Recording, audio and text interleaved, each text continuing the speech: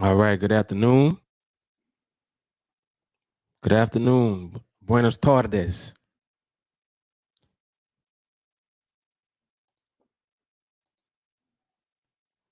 Coffee and Charts, Volume 24.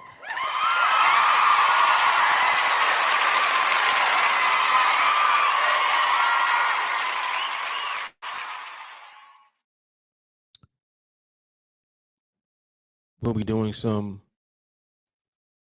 live market observation. I will be answering questions if you guys have any. We'll be sharpening the iron. I may do a little refresher.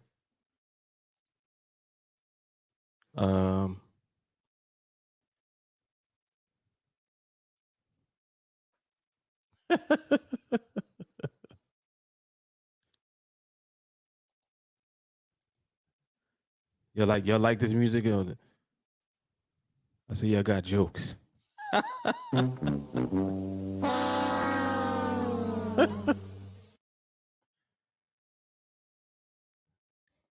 Talk about my elevator music, man. Oh shit. Oh man.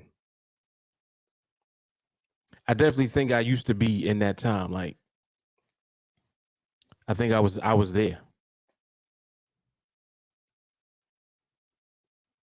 Cause I love that. I love that music. I love jazz. Y'all crazy, man. Y'all bugging. Man. That's that speakeasy music. You know about that. You know about speakeasies. Okay, so if you're new to the content, if you're new to NADEX, please feel free to ask any questions that you may have with regards to the platform or what you see me doing on the chart. If you have questions about what we do in TeamAlliance training, etc. All right, feel free to ask.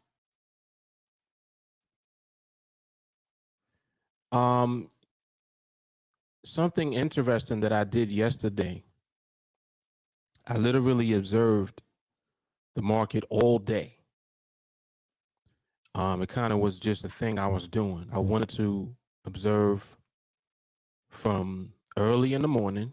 So I think I got up maybe like, that had to be like 7, maybe 8 o'clock. So from about 8 o'clock, by the time I got my kids ready for school, then I got some coffee, some breakfast. From about 8 o'clock until midnight, I just observed the entire time. Throughout that entire time, there was not one opportunity as far as a trade that was presented on the euro. And I didn't miss any time during the day. Like, regardless of what I had going on or regardless of what I was doing, I was also observing. Now, it may seem like, oh man, you were just sitting there watching the charts all day. I wasn't actually sitting and watching. You're able to do that when you do the quick glance. Basically, just taking a look periodically at the chart, looking to see what your behavior looks like. So, in other words, you're looking to see where the candles are in the box, how they are positioned inside of the box. If they are positioned inside the box, you may or may not see activity even in the box. So you'll just be moving the box after each quick glance because the activity is not inside the box. So you just move the box. And this is a powerful way to observe the market because when you're looking, if you don't see activity in the box, you move the box and you next it. So in other words, Like you see how I just relocated the box just now? I won't even come back until this clock here is at about a minute and 45 to a minute and 30 seconds left on it. When this has a minute and 45 or a minute and 30 seconds left, I'll come back and I'll look. If I see the candles inside the box, I'll just continue to watch during that binary. Watch for what? Watch to see if the market positions itself inside the box. Watch to see if the candles are ranging inside the box. Watch to see if a barrier is being created inside the box. So this one tool opens the door to all of the other tools that we use alongside this tool in order to recognize whether or not stability is present in the market. And I did this all day. So what I just described, which is the quick glance, I did all day with the box. So as I said, when I come back at a minute and change left, when I look in the box, if I see candles either penetrating the top or the bottom, I move the box. If the candles are inside the box, I wait and observe to see if and when the market will position itself and or create barrier. I'll look to see if it's ranging, all of the above. And all components must be present in order for the layers of stability to be present that let us know the market is stable. Now, I'm doing all of this, and you notice I haven't mentioned a trade yet. I didn't say, oh, well, there were X amount of trades or X amount of setups. Literally, we're not concerned about setups. Why am I saying that? Because setups will come when they come. What's more important than setups is whether or not the market is stable. And in order to see that, you have to know how to wait for the activity of the candles to be inside the box. And then once that takes place, you're continuing to wait for the candles to be ranging inside the box. You're waiting for the market to position itself and move into range inside of the box. So this one box is helping you substantially. There should be no applying of parameters. There should be nothing going on that even indicates trading yet, until you see the layers of stability confirmed within the box. So the box is holding you accountable for stability. Let me say that again. The box is keeping you accountable when it comes to stability. So under no circumstance are you doing anything else until stability is present first. And you'll know that stability is present because the multiple layers of stability that we wait for are present, which is everything that I've mentioned so far.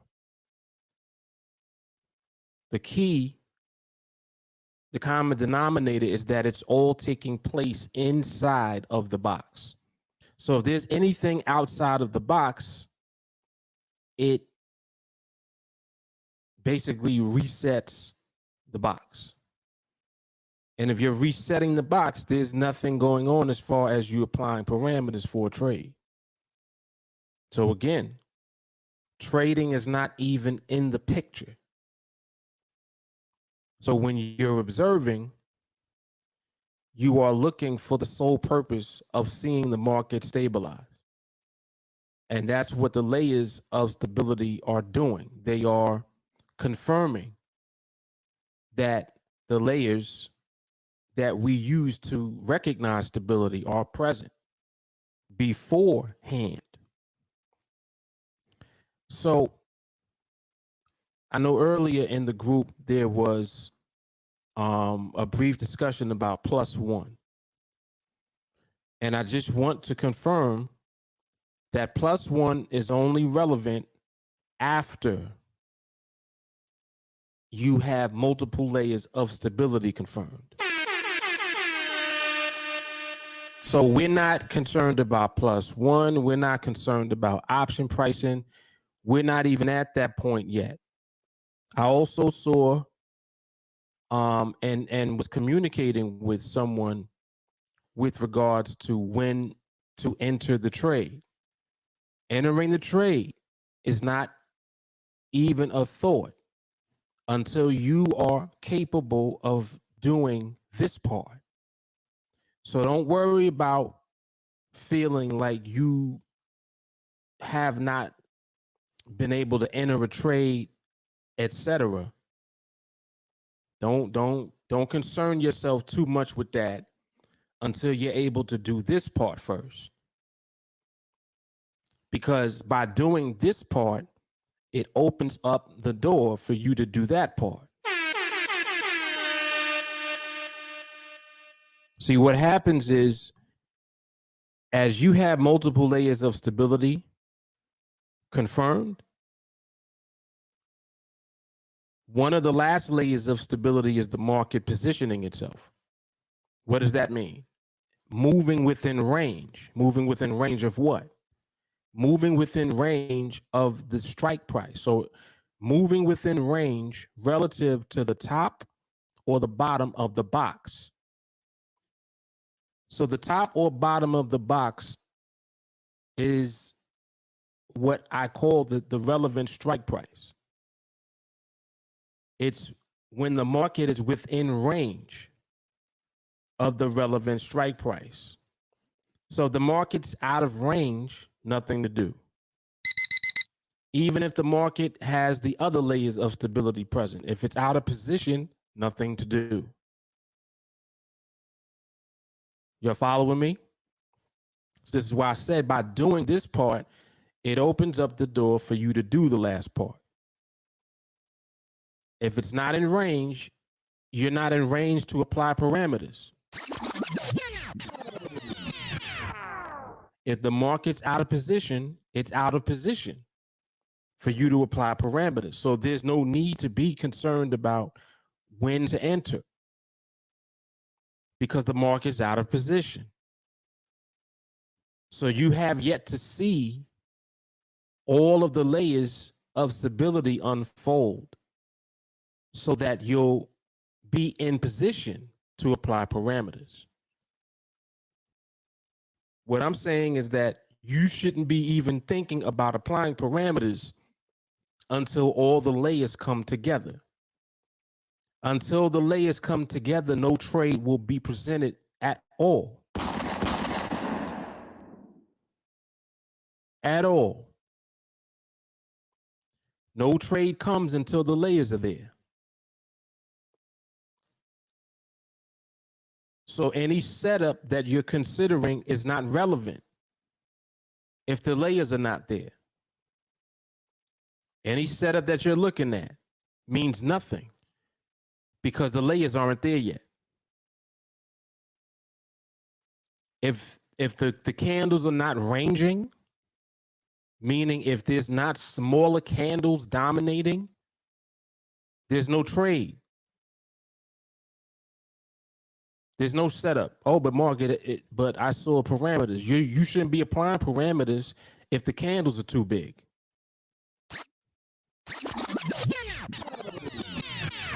Candles are too big, there's no parameters being applied. Until you see smaller candles dominating, you're not doing anything. You're still watching. Even after smaller candles dominate, you're still watching. Why? Because the market then has to move in position. You'll know what it looks like because a barrier will be created and will be respected inside the box. What else happens? The candles cluster together. Why are they clustering together? Because they're small. If the candles are small and a barrier is being created, the candles cluster. Did you see all of that take place yet? No? All right, so then you shouldn't be applying parameters at all. There's no setup yet. Oh, but where is it? Where is it relative to the strike? It doesn't matter if the candles are too big.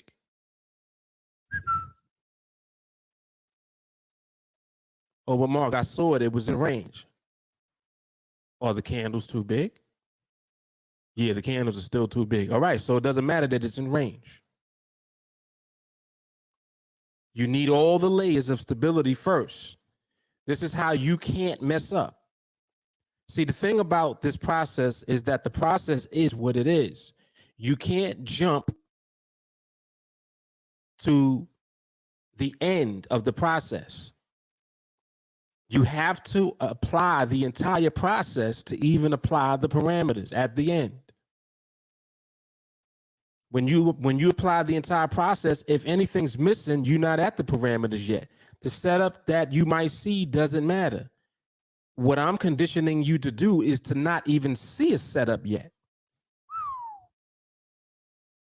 I'm conditioned. See, the reason that I train you this way, I'm training and conditioning you not to see a setup at all yet. You're not even seeing a setup yet because you haven't seen the layers of stability yet.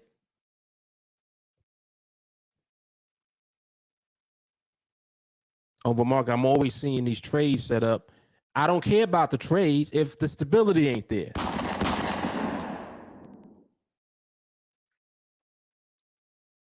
So your comment or question should be one related to if the market is stable. That's it. Not if the setup was valid.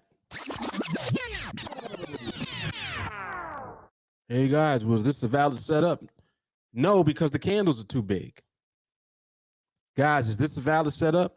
No, there's no barrier. Hey guys, is this valid? No. Yeah, but I saw the candles in the box. But the candles are too big. Am I making sense? Let me go in order. Candles are inside the box, but they're too big. Nothing to do. Candles are inside the box, and now they're smaller. They're ranging. But there's no barrier yet. Nothing to do.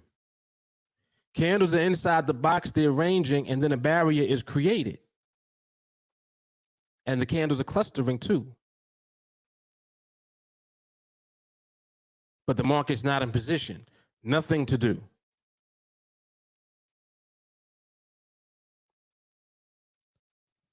If the candles are in the box, they're small. You have a barrier in place and the candles are clustering. And then the market moves into position. What do you have now? You apply the parameters. Now you apply the parameters. Until you have all of that, you do nothing.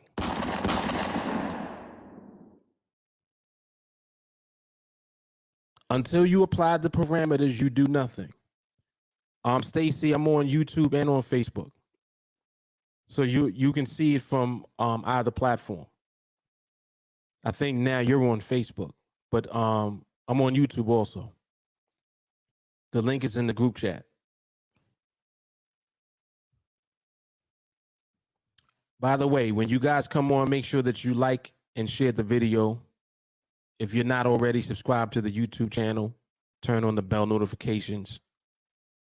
If you're on Facebook, be sure to follow the TeamAlliance Facebook page and also turn on the little bell. And if you're on Twitter, be sure to retweet, like, and share the video as well. So again, if the market presents you with everything I just mentioned, which are what I call the layers of stability,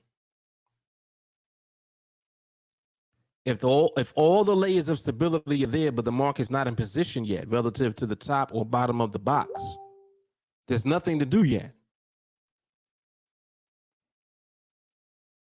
There's nothing to do yet.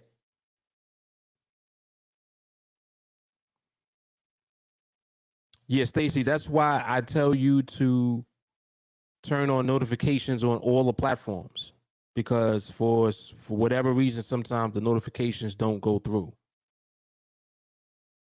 Like, it's possible for you not to get one on YouTube, but you'll still get one through the other means. So you might get it on Facebook. If you don't see it there, you'll get it through the group chat. If you don't see it there, you'll get it through the Facebook page. If you don't see it there, you'll get it through the Facebook group. So you'll get a notification somewhere. It just may not be from the platform that you're used to. So that, I mean, you know, you're on Facebook, so you're good. But yes, it's possible for you not to get a notification from any one of them. That's why I tell you to follow everywhere, to make sure you get a notification somewhere, and you'll find your way.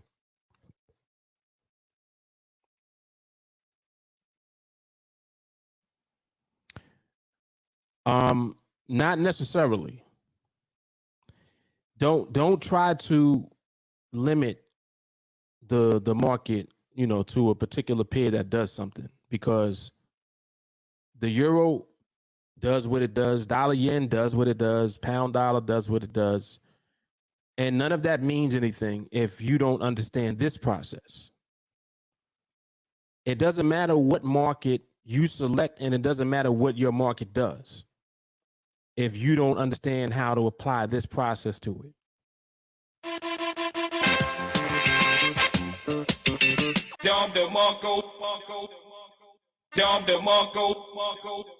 Doesn't matter. This is why people spend more time trying to decide which market to be in, when it really doesn't matter. That's why I tell you, if you can't pick, just go with the market that I'm in. That way you can follow along with what you see me doing, because I'm already in the euro. I'm already in it. So you might, if you don't know which market to choose, just go with the euro, because that's what I do. That way you can follow along with, you know, when I'm doing observations, when I record and post trades and stuff, you can follow along with the market that I'm in. So, you know, don't make it complicated for yourself, and don't make it harder than it has to be. Just simplify things. So let's zoom in here. Let's look at these candles. Let's see if these candles are ranging yet. So let's see. High to low. So that's 5 MP. 4, 5, 6, 5. So we're at 5 MP now in the range. So the candles are getting smaller, but the candles are 5 MP from top to bottom, 5 micro pips. Is that small enough? Well, it can be smaller. The fact that you're seeing a consistent 5 MP is letting you know that the market is attempting to get tighter. Candles are attempting to get smaller. What you want to see now is longer periods of time of these smaller candles staying on the chart, versus there being big candles, then small candles, and then more big candles again. You want that whole thing to reverse. You want it to be smaller candles, 1 or 2 big candles, and then back to smaller candles. when it flips around like that, the market is letting you know that the smaller candles are starting to dominate. And this is why I said, you got the box. When you see the candles, are the candles small? That's the first question. Not, are the candles in the box and is there a trade setting up? That's not a question. The question is, okay, the candles are in the box. How big are they? See? Smaller candles means 3, 4 micro pips. Even 5 micro pips is still a little big. The reason that I pointed it out is because you're seeing 5 micro pips consistently here, and it's letting you know that the market is starting to have smaller candles on the chart. So now when you get a bigger candle, you want it to go back to smaller candle activity. And if you see the distance decreasing even further, so like in this little area here, you had 5 MP. If on the next series you got 4 or 3, you see that the market is tightening up even more. The candles are becoming even smaller. And until you see that, you don't have smaller candle domination or dominance, excuse me. You don't have it yet. So if you don't have smaller candle dominance yet, there's no need to look for a barrier yet. You don't even have small candles yet. What's the purpose of looking for a barrier if the candles ain't small enough? Meaning, what's the purpose of looking for a barrier if you don't have a range? This is what I mean about not jumping to the next thing. So if you don't have smaller candles dominating on the chart yet, no need to look for a barrier. Once you have smaller candles dominating, then you look to see where a barrier is created so that you see the clusters.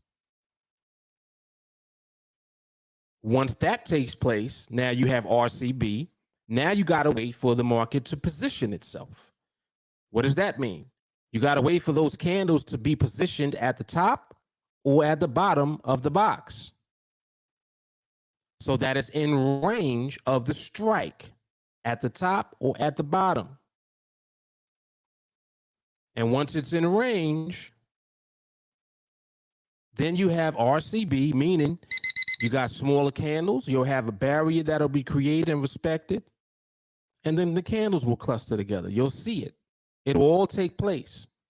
And once that activity starts to take place, either at the top or the bottom of the box, now you have the market in range. And now when the market is in range, now you apply parameters. But if you don't even have smaller candles dominating, what parameters?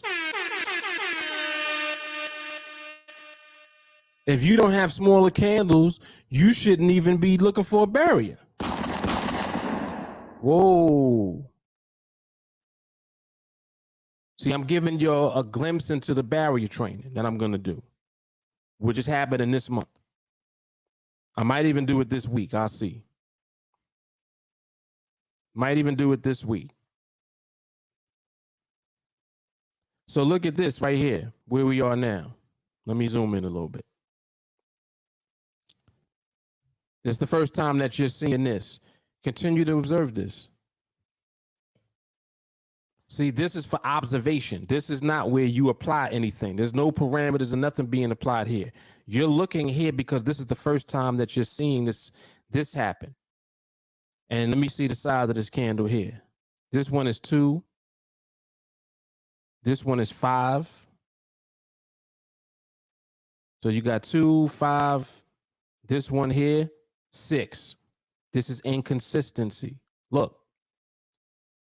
What you thought was going to be small candles ended up being a small candle here. You had one small candle here, then back to a bigger candle, and now an even bigger candle. So do you have smaller candles dominating yet? No. Is this RCB? No. How can this be RCB when it's not even range yet? Hold on. This is good because I'm showing y'all how not to be confused. How can this be RCB if it's not even in a range? This ain't no range. Look how big these candles are. Look, let's look at just the candles in the box. This one here is 6. This one, 4. This one, 8. This one, you had 2 micropips. Then it went back to 5. And then this one went back to 6. What was the smallest candle? 2. You had one that was 2. You had one that was 8. Are we in a range yet? No. So are we not in a range? Are we looking for a barrier yet? No. See? Process. This is why we move the box. We keep moving the box. Market penetrated here on this candle, which was the last candle of this last binary. There was nothing to do there. It was nothing to do there. Only thing you're doing is observing. That's it.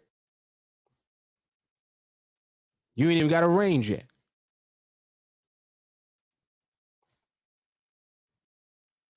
Come on, man. You don't even have a range yet. So if you don't got small candles dominating yet, what is there to do? You ain't looking for a barrier yet. You don't even got smaller candles. 1 or 2 smaller candles and then 5 or 6 bigger candles is not smaller candles dominating. So you shouldn't be talking about no +1. You shouldn't be talking about nothing. You shouldn't even be talking about a barrier yet. You got 6 candles that are more than 6 micropips, and then 1 or 2 that one was 2 and then another one was 5. Where's the range?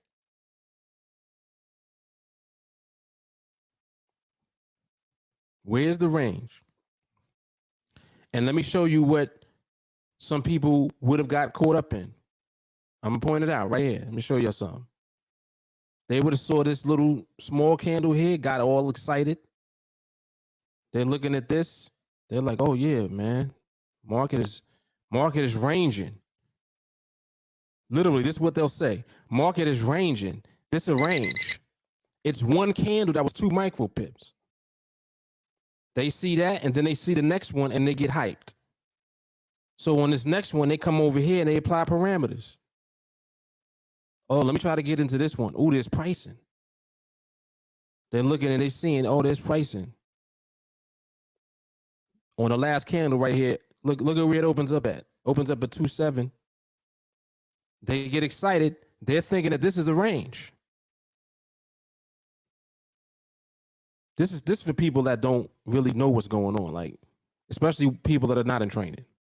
They'll look at this and they'll say, oh, that's the RCB he be talking about. That's a good trade. Then they'll go short here. They'll sell this right here on this candle. And look at what happened. They got into the trade. What happens? Look at where it closes. 2 micropips above. They're selling and it closes above. They lose the trade.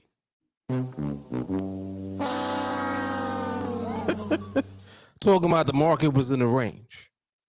Talking about this was RCB. No, that's not RCB. We're not even ranging yet. You don't know what you're talking about and you don't know what you're doing. And this is why you need training. That's why you need training, because you don't know what you're doing. We're not just here training just to do it. The training reinforces the process. And you need it constantly. Constant. It's easy to slip up. I'm telling you, somebody would have done that. And then they would have said, oh, well, I did what Mark be doing, but I lost. If you lost, you didn't do what I be doing.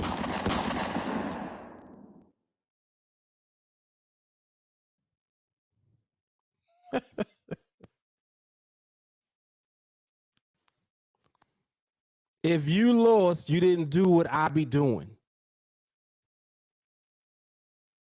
Mm-hmm.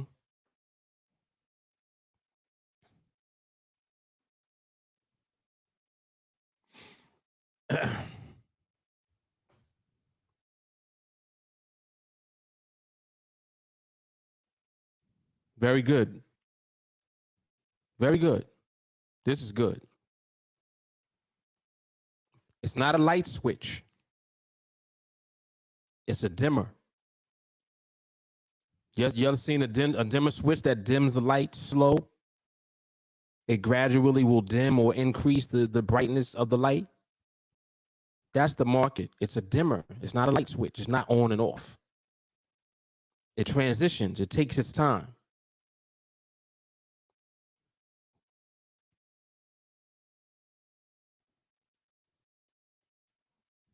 So now in here, now let's start looking to see if this is ranging.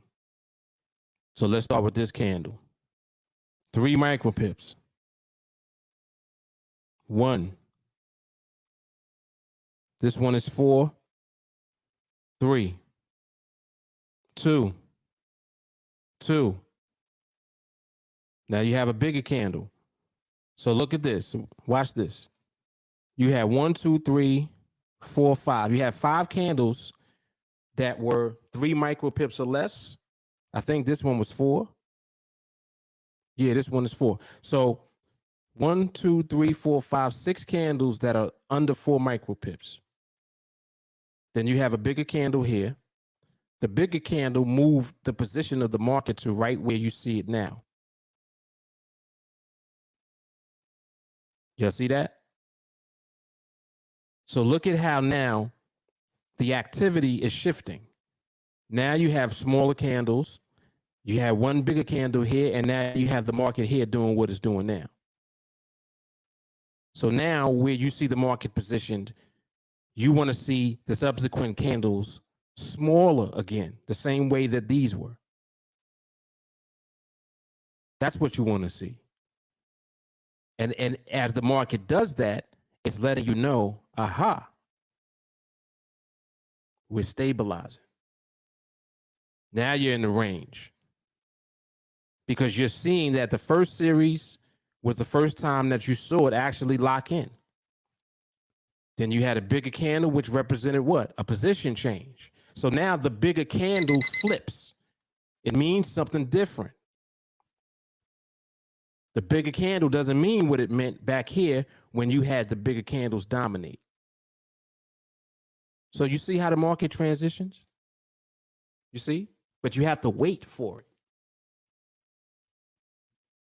You got to wait.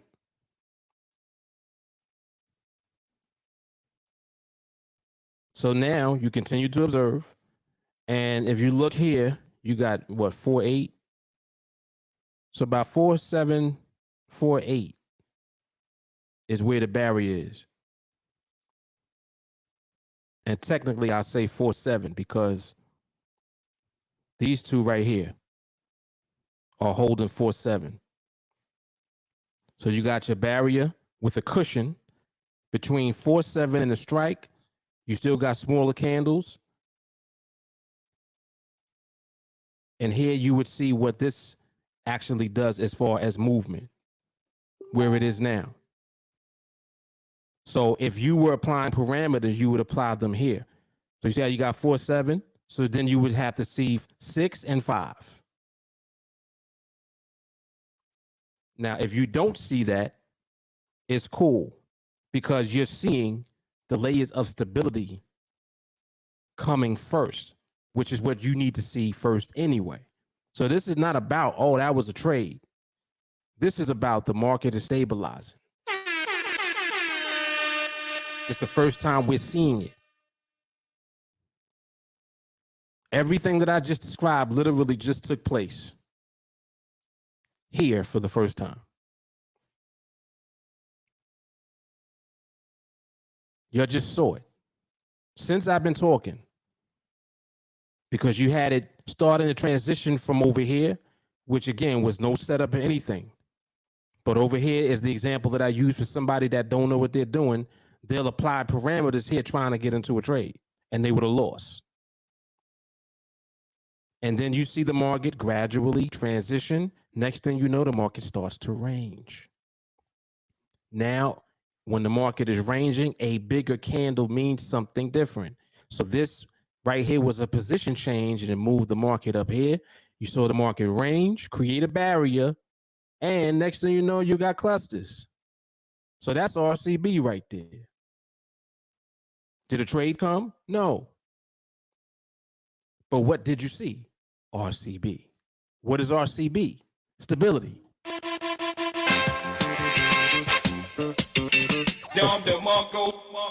See? See that? That's what you need to see first. So there was nothing to do in any of this, none of this, nothing to do back here, none of this, none of this, none of this. There's nothing to do with none of this. What are you doing with this? Nothing. There's nothing to do in none of this. None of that. But then you come over to where we are now. First time that you're seeing this, though. First time you're seeing this.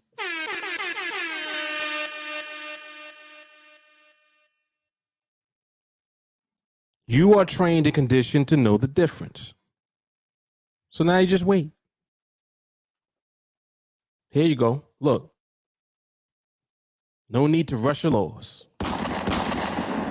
That's what I'm talking about. That's what I'm talking about. People rushing their way into a loss. Nope.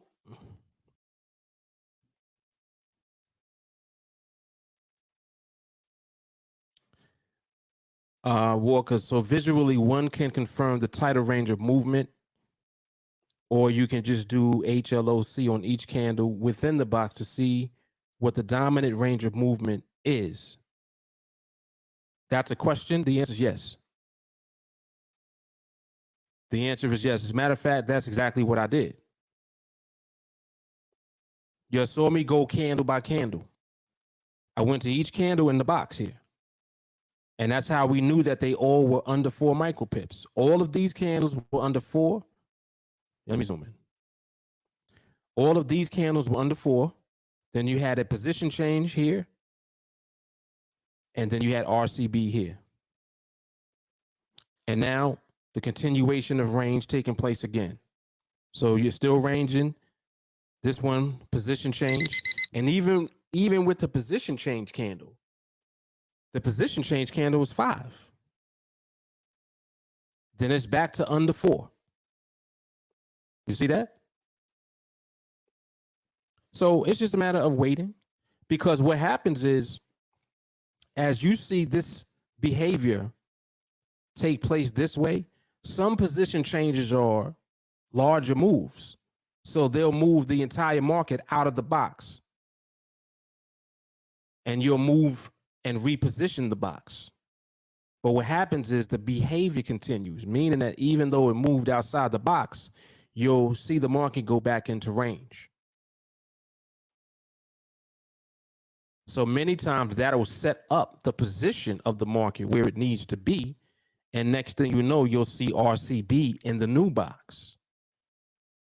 Now, that also could not happen, but I'm giving you an example of how you'll see RCB unfold inside the current box, or the market will move with enough distance to reposition the market into a new box altogether. But then the behavior continues inside of the new box. You see? So it can go either way. But the point is that you are picking up on the behavior. You know that the market is stable. You know what it means now when you see a bigger candle. You know that the bigger candle doesn't have the same meaning that it did when the bigger candles were dominant. Now you have smaller candles dominant. The bigger candle means something different. It means a position change now. So your layers of stability, you want to see present. And then you want to see the continuation of that until ultimately the market positions itself relative to the top or bottom of the box, and then the trade comes. And that's something for the market to give to you. That's not something you have to try to force to happen. That's what the market does when it's ready to. Your job is to recognize that the layers of stability are there so that you don't mistake a setup for the trade that you should be in. They're not the same. Setups are just setups. The trade you should be in is the trade that comes when the layers of stability are present.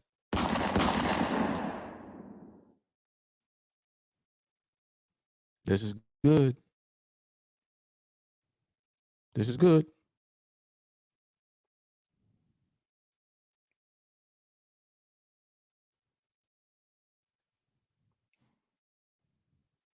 I'd like to confirm my understanding of this as it was brought up earlier. When we say invisible liquidity, we're not referring to getting filled on a reversal. Hell no, we ain't. Hell no. Invisible liquidity is just simply when you don't see option pricing, but you applied the process and you got filled on the trade. Invisible liquidity is only something that takes place when the market is stable. That's not you getting filled because the market moved against your strike. Not the same thing. So yes, what you're asking is what I just confirmed. Bingo. If it's moving against you, that ain't nothing that we doing. See, there should be no moving against you. Not to say that the market won't move against the strike, but if it has to move against you to fill, it means that the market, one, is not stable and you're out of position. Oh, well, I was 7 micro pips away and then I got the +1. Well, you too far away. Why would there be pricing on the option with that much distance? If you have that much distance away and there's no pricing, there shouldn't be pricing.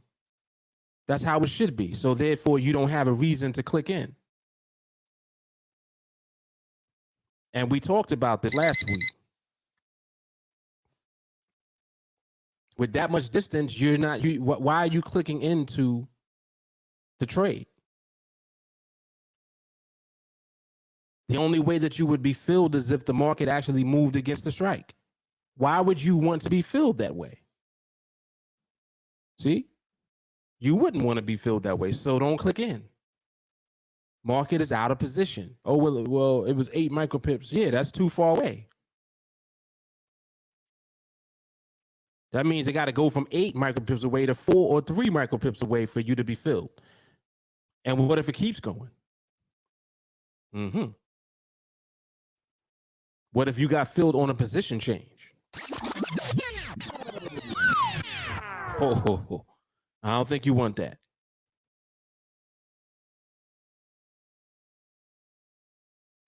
You don't want that. Clarity.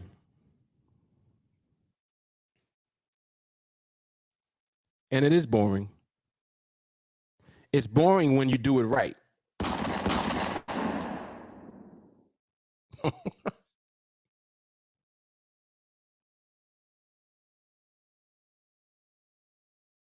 This is good. Ro is catching it. It's so fine-tuned, it's not even about finding a trade. You will literally see one when you understand the whole process.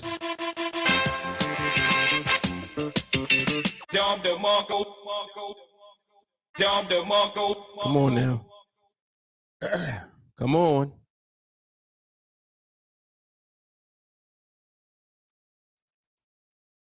Solid.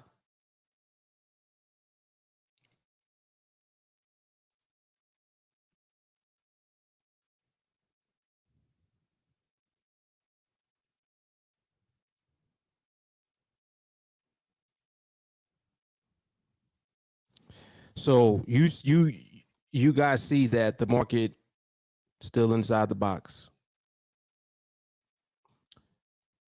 This right here where the market is, this is the market revisiting this barrier here. It's revisiting. Now,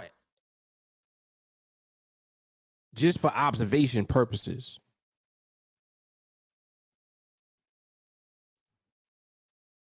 as you see this activity taking place here, the market is basically testing this same barrier from back here. And if you look at the activity that is taking place, you had one bigger move here. Then you had another subsequent larger move here, which was the last minute of the previous binary. Now, this move right here had reversal energy in it. That's why you see the wick on the bottom. So it went down first and then it came back up.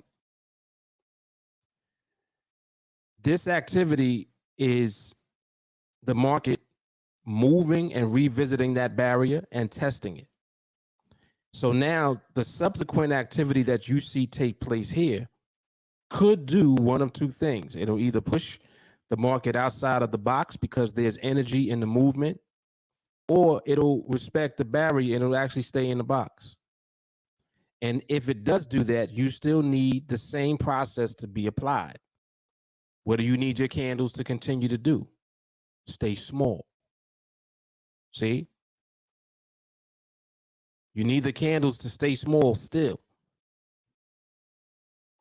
This one is 2. This one is 3. This one is probably going to be small also. Now, what you are seeing now, the market is penetrating the box here. So what do? Move the box. We move it. And right now, it's just sitting on the strike. So you got to wait to see where the market is going to go. It might come back down or it could go back up above, and then you'll have the box in one of the two places. So again, what's the behavior that's still present? Smaller candles. Smaller candles are still present. But right now, the market is violating the box. So we need to move it. So you see, the process is a continuous one. It's not like it's just one thing that you do and then it's all over. It's something that you're doing constantly so that you are in real time staying in alignment with what the market is doing. How are you going to stay in alignment if you're out of pocket? You're still looking for a trade setup, but the market is sitting on the strike. What are you looking for? There's nothing to look for yet. Market has to move into position. It ain't in position yet. Candles are still small? Yes. But you don't have a barrier yet. Why not? Because the candles is touching the strike. How are you going to have a barrier if the candle's sitting on the strike? See, so your questions get answered immediately. These are market questions. The questions that I'm bringing up are market questions. This is the type of stuff that you need to be asking. Well, I can't have no barrier because the market's on the strike. Exactly. So if you can't have no barrier, you know that you ain't looking for a trade. You don't even have RCB again. How you got, like, where's the trade at? There ain't no trade. If the market's sitting on the strike, it's out of range. See? Nothing to do other than move the box. So here you move the box, and now you're going to have to move it again because there goes the market going back across the strike again. See? So you just wait and observe. Let the market decide.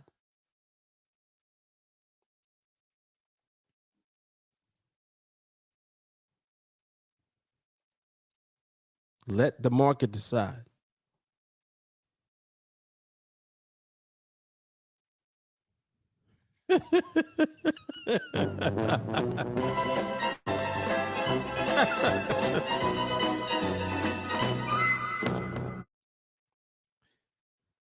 I appreciate your OCD, Melanie.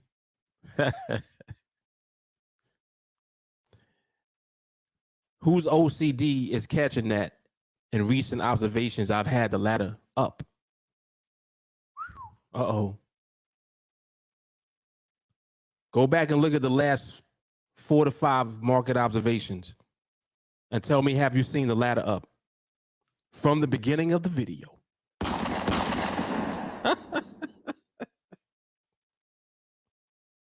It's the spirit of excellence for me. But I mean, you hit that on the head though. Yes, normally I don't keep it up. But yeah, as of late, I've been keeping it up. I don't know if y'all caught that.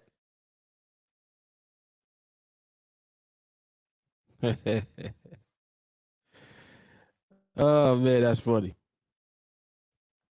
See, y'all can't get nothing past certain ones in the group.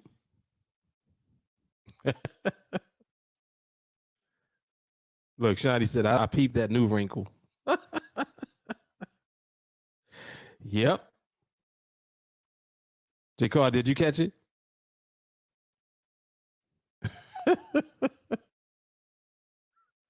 You ain't catch it. Get out of here. What you talking about, Willis?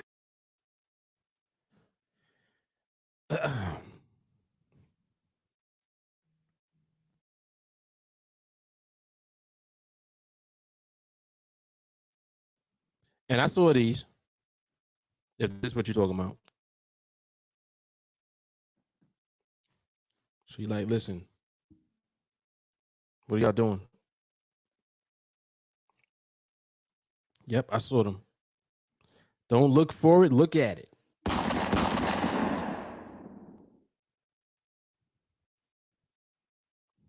JT said, I don't even care. I was all in the box.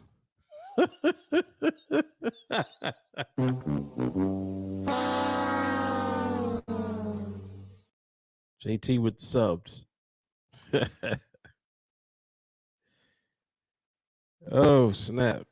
He said he was all in the box.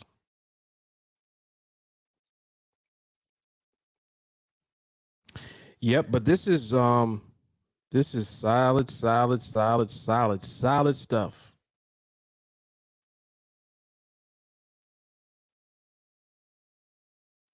Solid.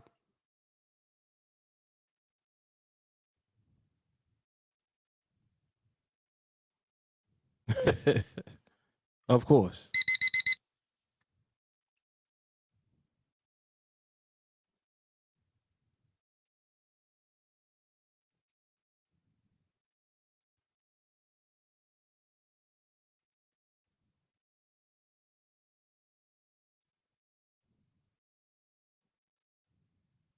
There you go, Melanie.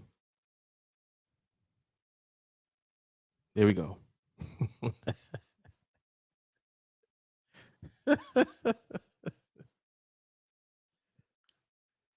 Melanie's like, put the ladder down.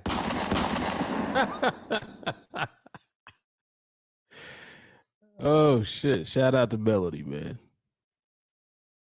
He's like, that damn ladder's messing with my OCD, man.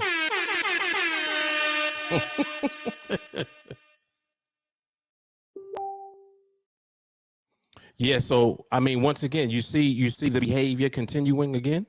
So we reposition the box, behavior continues. And again, we just do what? Wait. We just wait. So where the market is out of position because it's too far away from the top or the bottom. And if it's that far away from either the top or the bottom, then there's nothing to do.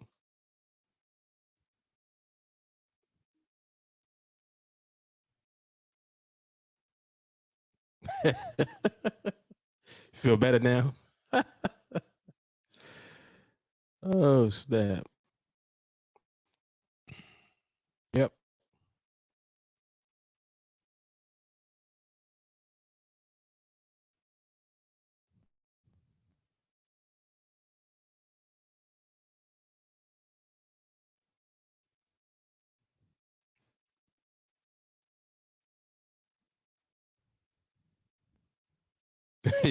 When you go back, you'll see what I'm talking about. Every one of them. Matter of fact, you'll even know because if you look at the thumbnail for the video, the ladder's in the thumbnail. Yeah, the level of OCD, spirit of excellence that goes on here is insanity. Like literally, it's just certain things that just don't ever get missed, ever. This reiterates the fear and emotion. Excuse me. This reiterates that fear and emotion is what needs to be trained out. The instructions are the age of a toddler and counting. Listen to your impatience and figure out what fear it's connected to. Yep, mindset work. Mindset work.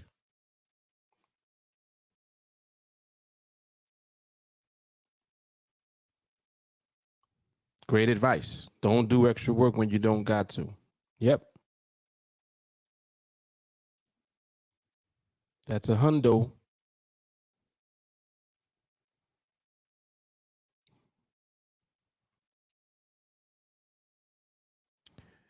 All right, so let me see something. So that's 8. This current one, it looks like it's 6. All right, so I'm curious to see if the behavior continues now in the box where the market is positioned currently. Because this could right here set up RCB if it does. Not saying that it will, but it can. But we shall see.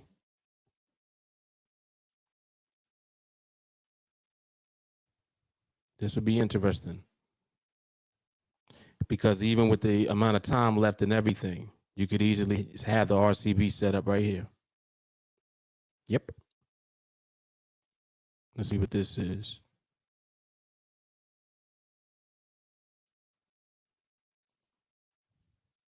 One MP. Barrier at 2.6. 2.6. Yeah, could do it.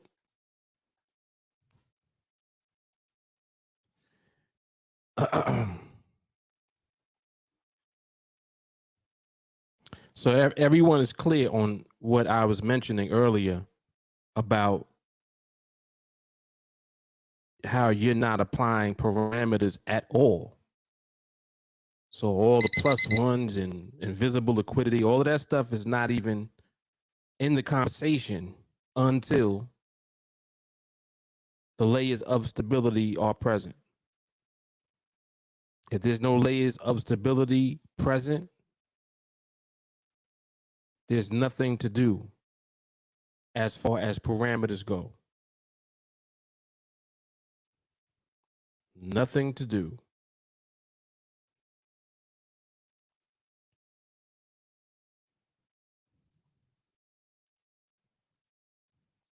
All right, so the market looks like it still has this energy in it.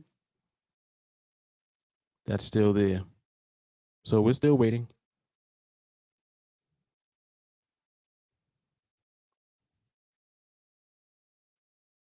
We're still waiting.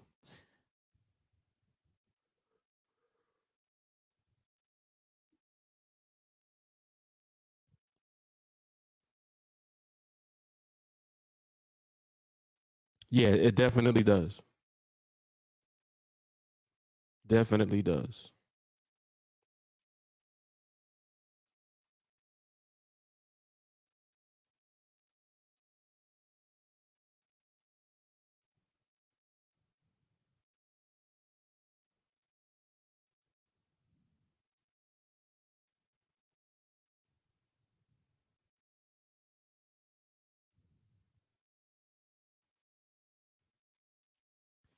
Walker says, got to download this whole live into my brain and tattoo the dominant small candles into my process.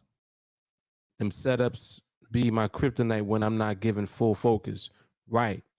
And that's exactly why I keep driving the same thing over and over and over and over again, because where the attention goes is where the energy flows.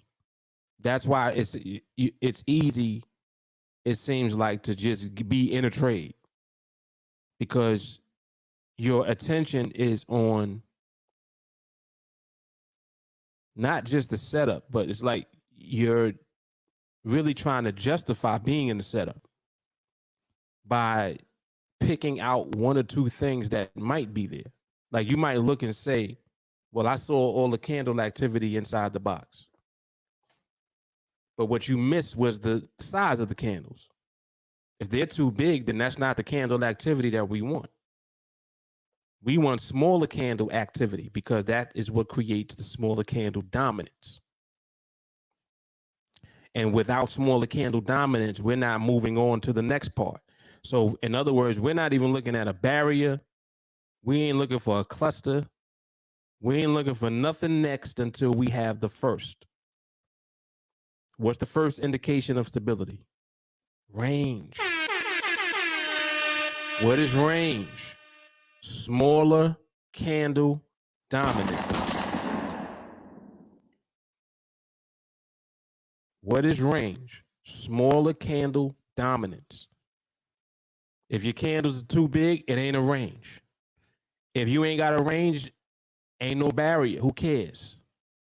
Which means ain't no cluster. Who cares? Which means ain't no parameters.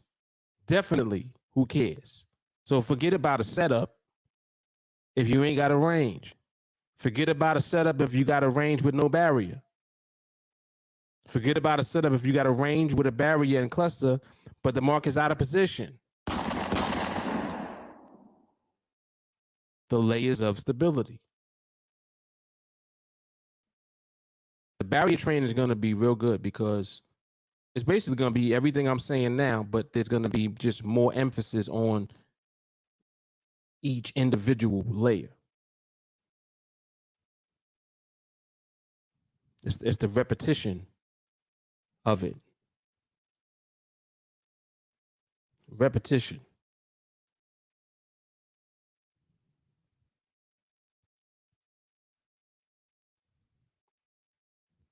Yeah, this works. This works. Like write shit on the board 100 times.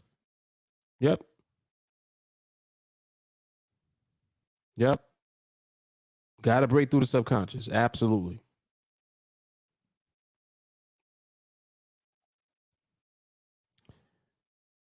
Small rectangular candles, less movement. Yep.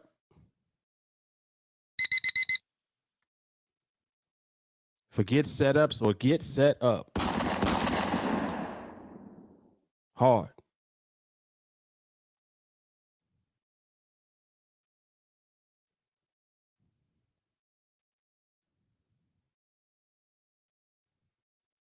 Absolutely the best.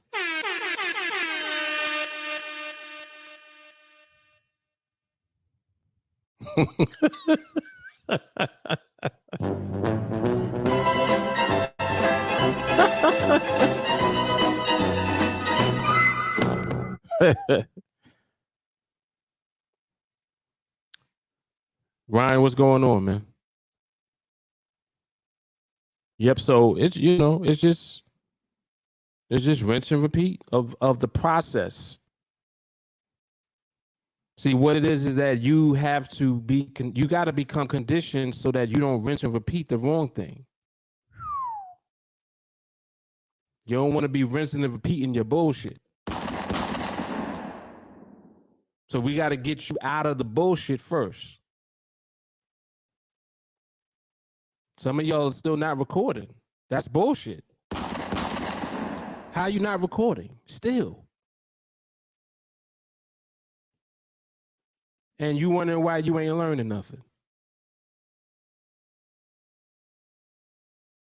You don't even know what you know yet. Hold on. If you are not recording what you're looking at, you don't even know what you know yet. Record. Don't tell me you gonna start the Project Freedom, and I ain't seen not one recording from you yet. What we talking about?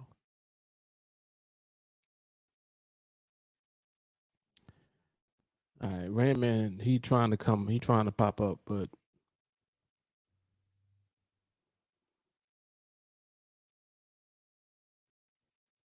oh yeah, without a doubt. Shit. I go as far as saying a brand new student is better. See the thing of all right, so as far as that goes, if you're here, it means that you found the vibration that we're on. It's not possible to be around this and not be on the vibration. Now, when you meet the vibration and you come into the ecosystem, you got to stay there. You can't be hopping around. See, this is, and you know, more and more it comes up. People actually, they'll confess to me and they tell me what they was doing. Oh, Mark, I'm not even gonna lie, man. I wasted a bunch of time. I went out looking for another strategy. I went out doing this and doing that. I know. Without you even telling me, I know that that's what you did. Was it a waste of time? Yeah, it was a total waste of time, man. I shouldn't have done that. Don't do it. Because all you're doing is you're prolonging the inevitable. You slowing down yourself on the path. I already told you, if you are here, you're on the path. You couldn't be here without being on the path. Stay on the path. It's like getting off the yellow brick road. Follow the yellow brick. Just stay there. Oh, but the yellow brick road go through the projects. So what? So what?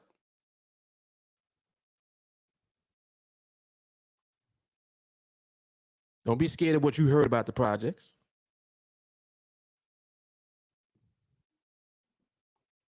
There's some good people in the projects. Stay on the yellow brick road. So it's like, you know, that's all it is. Just stay in there. You got so much work to do yourself that it behooves you to stay put anyway. Because you're thinking that you are hopping around and looking elsewhere for whatever it is that you're trying to find. But ultimately, that's not what you're doing. You already found what you was looking for.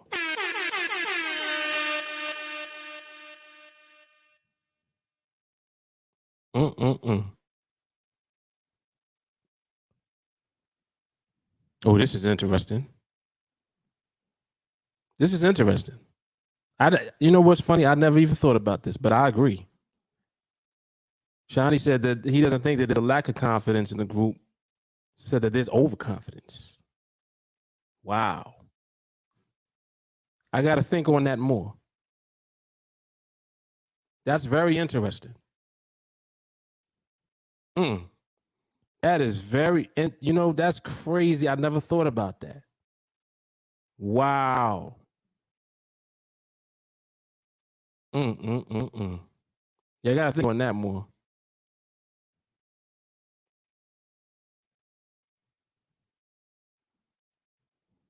These are my confessions. Walker says, Shiny on point. That's what my issue is when I fall for the kryptonite.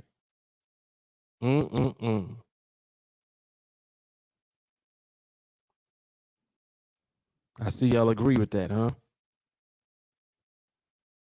Yeah, it's so funny. I never thought about that, not once, until Shani just pointed that out just now. That's crazy.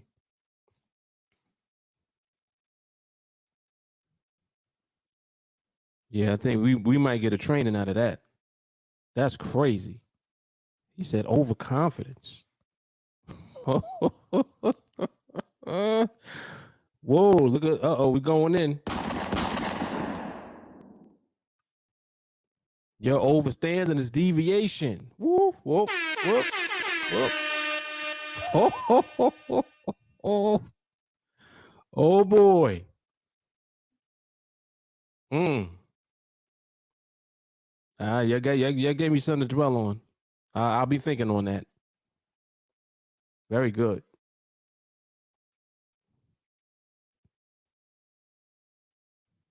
Yeah, Rant Man is here.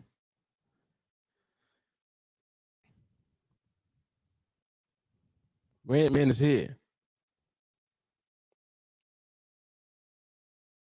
How long we been on here for? Hour and 20 minutes? Look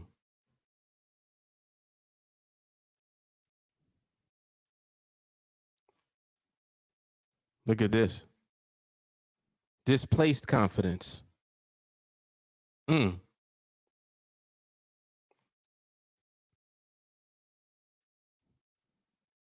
Interesting. Well, now that we're even there, and I think I will elaborate on it even more at a later time, but just to tap into it a little bit.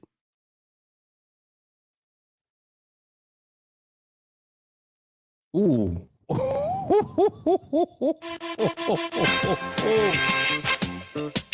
Whoa.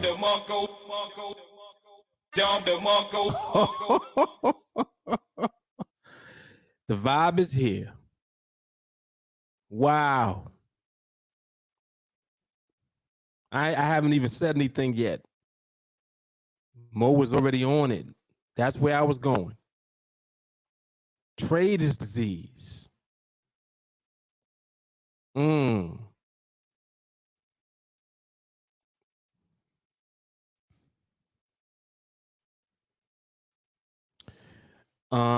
Don't you think that constricted range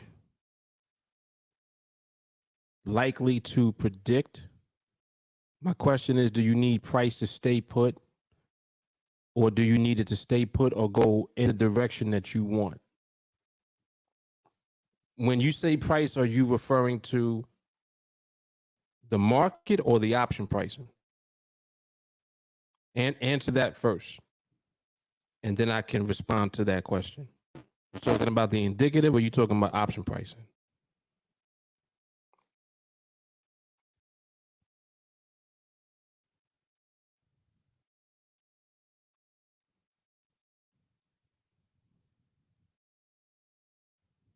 Oh, this is hard. Ooh,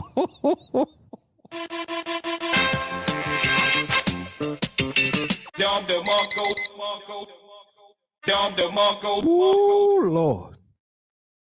Morning, Jeff. Oh, shout out to Jeff Hunt. I think today's his birthday, if I'm not mistaken. I think I saw that in the group.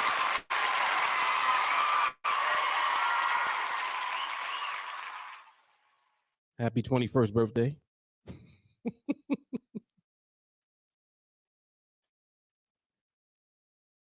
Okay, you're talking about both of them. Got you. 100%. 100%. Y'all on it. So all right. So I'm gonna answer MS's question. And then I wanted to talk about trader's disease. So to answer your question, you want the market to be positioned relative to the strike price that will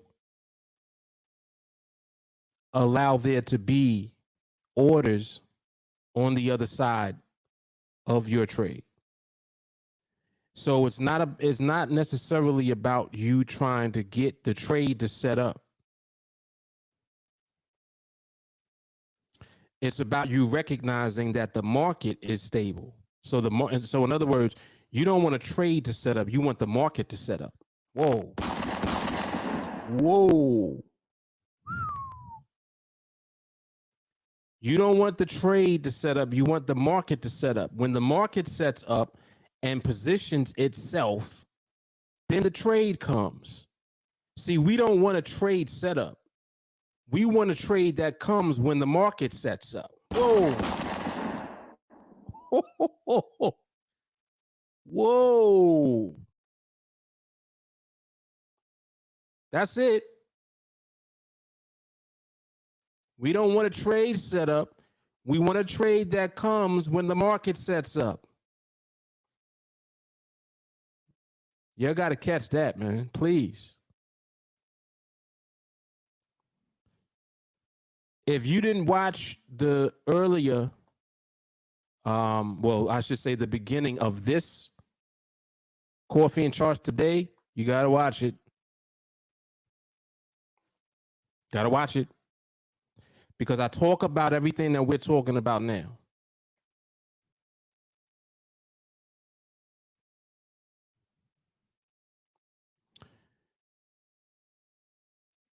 No, it's not. It's not, because see, when you say predicting, what are you saying? You cannot predict where the market is going to go, but you can identify where the market is based on its behavior. It's just like right now. You see how this activity is inside this box right now? Just me looking at this. If you at market, is the market going to stay in the box for the next 3 minutes? Yes. Now, why am I saying yes? I'm not saying yes because I'm saying the market's going to go down. I'm saying yes because based on the market's behavior, it's already letting us know that it's in position in this box. It's letting us know that already. So I'm not predicting that it's going to stay in the box because I'm saying it's going to move down. It can move back and forth. It can do a number of different things. But what I'm looking at is the behavior. So I'm not making a prediction. I don't have to. See, with a prediction, you have to be right. So if you're predicting, what you're doing is you're saying, all right, so I think that the market will continue lower from here. So I'm going to go ahead and sell. And then you sell. And then when you sell, you're now depending on your prediction of the market going down. But your decision to sell was based on the market going down. My decision to get into a trade is based on a number of things, multiple things. It's based on the market's behavior, the market's position. It's based on the market's layers of stability that let me know that the market is stable where it is. It's stable where it is. It doesn't have to go anywhere. It doesn't have to do anything. When everything aligns and the market's in position, the market's stable, you have confirmation that all the layers of stability are present, there's nothing that you have to do as far as predicting. So you don't have to be right about it going down if you're selling. If a sell trade comes when the market is in position, that's the trade you should be in based on the stability present in the market. Because your decision to enter that trade is based on the market presenting a trade when it is stable, not the market presenting a sell trade. You see the difference? So you need to be able to only be in the market when you don't have to make a prediction. Instead of making a prediction, you can identify behavior. You can look and see how it's moving. Your knowledge and understanding of how it's moving will put you in position to consistently win trades when you enter them, period. And that way you don't have to predict. So this is why you see that we wait for everything. Not only do we wait for behavior, then we wait for the trade to come within the time.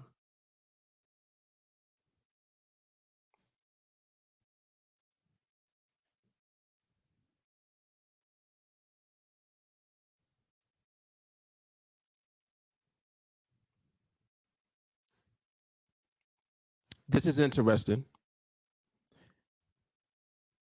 MS is saying you're predicting that there will be no volatility after you place a trade. This is why it's important to know why you're placing the trade. Why? See, the question is, why are you placing a trade? If your answer to that is I'm placing a trade because a sell trade set up, that's not a reason to place a trade. It can't be just because a sell set up. Because if that's your reason, then now your justification and your prediction is that the market needs to go down in order for you to win the trade.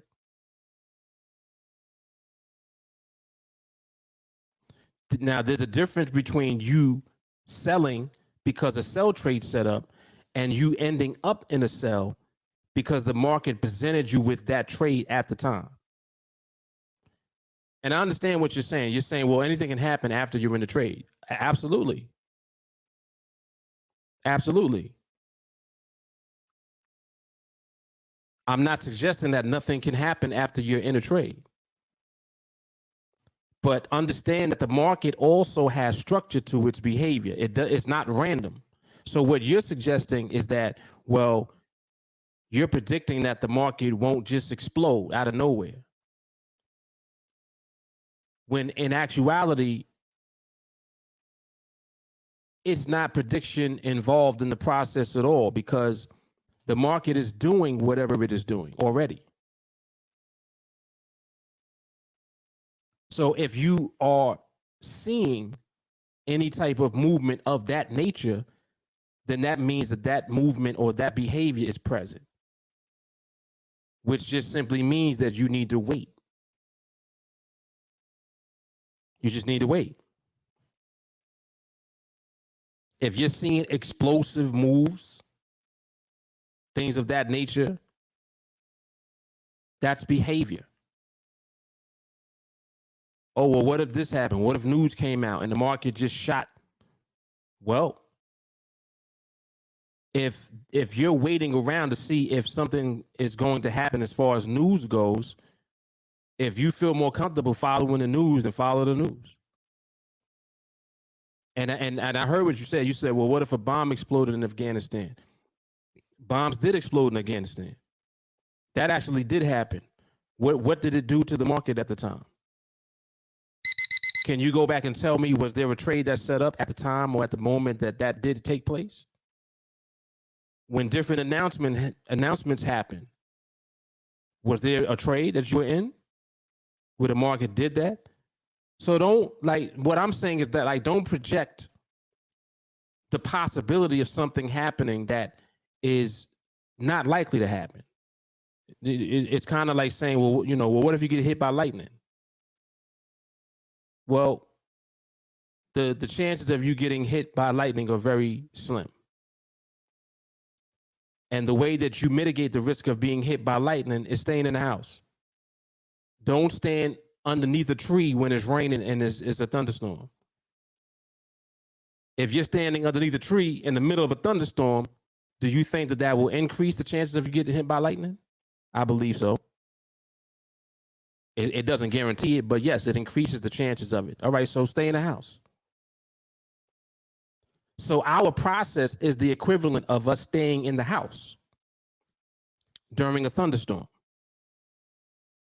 That's what the process, see, that's the reason that there's a process, because the process takes into consideration the things that you're talking about. Well, what if this happens? What if the market just suddenly moves? What if the market does this? What if the market does that? The what if is always the X factor. And that's outside of your control, absolutely. The same way that you take birth control pills and there's a 0.001% chance that you can get pregnant. So you might get pregnant. Will you get pregnant? Every woman that takes birth control pills don't get pregnant, though. All of them. Any women on the pill don't get pregnant, even though there's a possibility that they could get pregnant. But if you take the pill, you won't get pregnant. Oh, but you could, but there's still a 0.001% chance that you could. Right. But you won't if you take the pill. So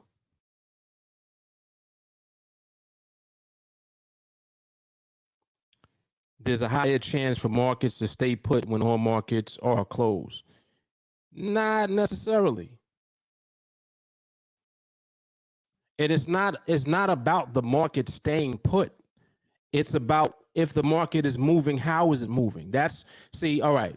This is something that has been misunderstood by people when they look at the way that I'm observing and just in general, the way that I trade. They always mistake what I'm doing as the market not moving. Like, oh, he likes to enter when the market is not doing anything. Okay, so the market tends to do that during the Asian session. So, all right, so I'll stay away from the New York session because there's more volatility during the New York session. Yet there are times when the market moves just like this during the New York session. Just how you see it right now. You see how it's moving like this? The market will do this during New York. So you don't know when the market will present this behavior. The same way you don't know when the market will present instability. Your job is to know the difference between this behavior and instability. That's what you are learning to do, to know the difference. So that way it doesn't matter when. It doesn't matter what session it's during. Oh, well, the London session, there's a lot of volatility during the London session. I've seen the market do this during London. People have sent me videos of them being in a trade with the market looking just like this. And it was 2:30 in the morning. That's London. I've seen people enter in a trades market look like this, and it was 8:30, 9 o'clock in the morning. That's the US session. So if you're able to recognize the behavior, it doesn't matter when it comes. See, the X factor is that you don't know when it comes. That's the unknown. The unknown is not, oh, the market might do this or might do that. The market shows you what it is doing. Put it like this. When the market is not stable, what the market is saying is I could do this or I could do that. When the market is stable, it's saying I'm doing this.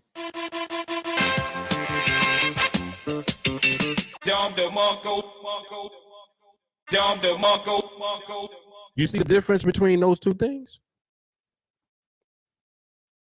Market is stable, it's saying I'm doing this right here. This is what I'm doing now. Market's not stable, it's saying I might do this, I might do that. So be careful. If the market could talk, that's what it would say. All right, I'm doing this and I'm doing this. So pick your poison. If you want to trade, you want to trade now? All right, well, I might do this and I might do that. I don't know what I want to do yet. That's what the market is saying when it's not stable.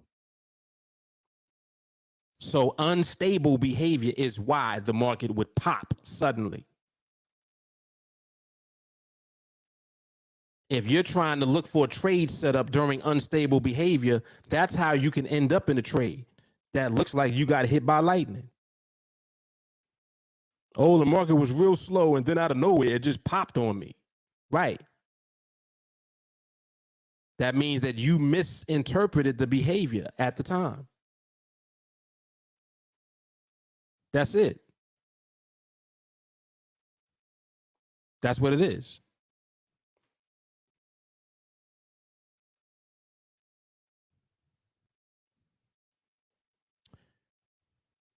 Price behavior is random.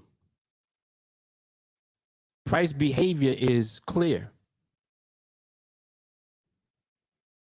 It's actually not random. Outside influences are random. And price behavior takes everything into consideration to determine what it's doing at the time.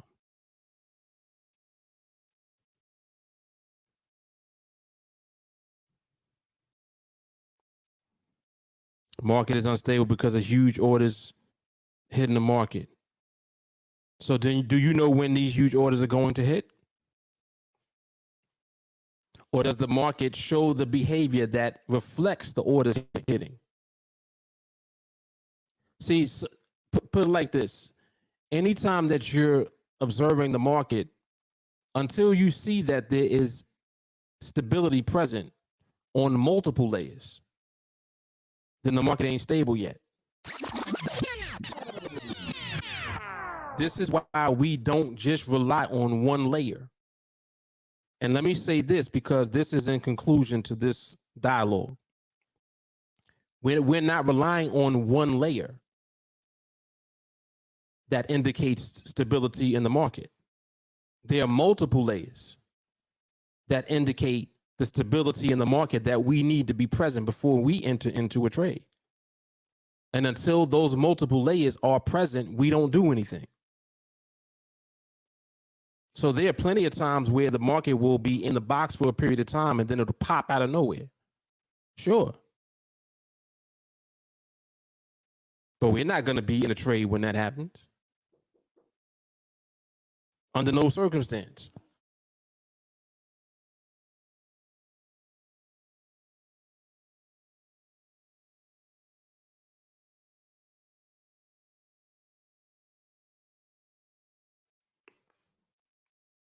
Yep. So under no circumstance will we even be looking for a trade until all of the layers are present. So this is what I mean. Like, if there's anything that presents instability, we'll be able to see it because the market will manifest that, which will keep us out of trades. Keeps us out of trades.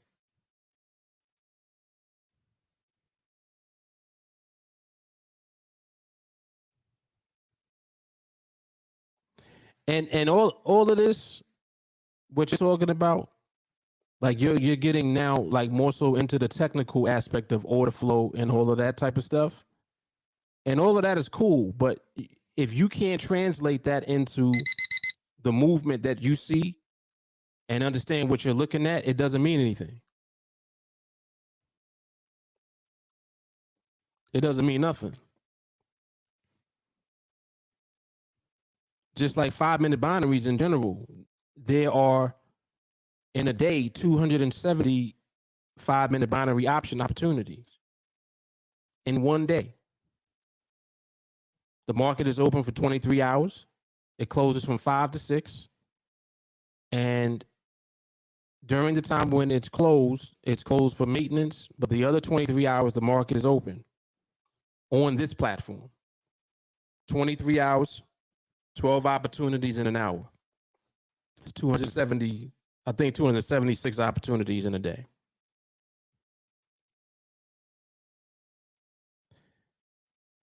Out of all of that time, at what point does the market present the layers of stability that we need and then present a trade?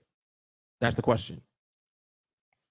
This is why when I first came on today, I talked about the fact that yesterday I observed the market all day from the morning until midnight using the quick glance. And there was not one trade opportunity during that time utilizing our process. Not one.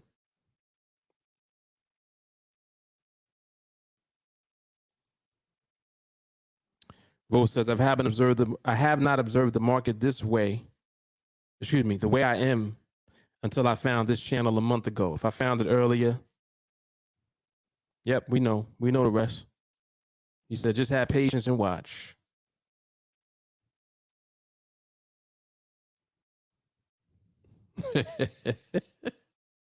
Could be. Because this is definitely what be happening. Blowing their account over and over again.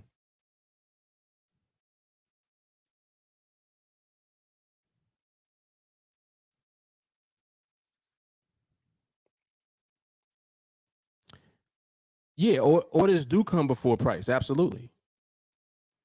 Which means that price ultimately reflects order flow. And the random nature of order flow is not as random as you think. They're actually buy programs, sell programs. They have automated systems in place to put orders in place to flow at a certain time throughout the day. It's not random. So what you're thinking is random is just basically you saying, well, I don't know when they're going to flow their orders. I don't know when they might institute a buy program or a sell program. Exactly. But my point is that it doesn't matter when they do. Listen to what I'm saying. It doesn't matter when they do. Doesn't matter.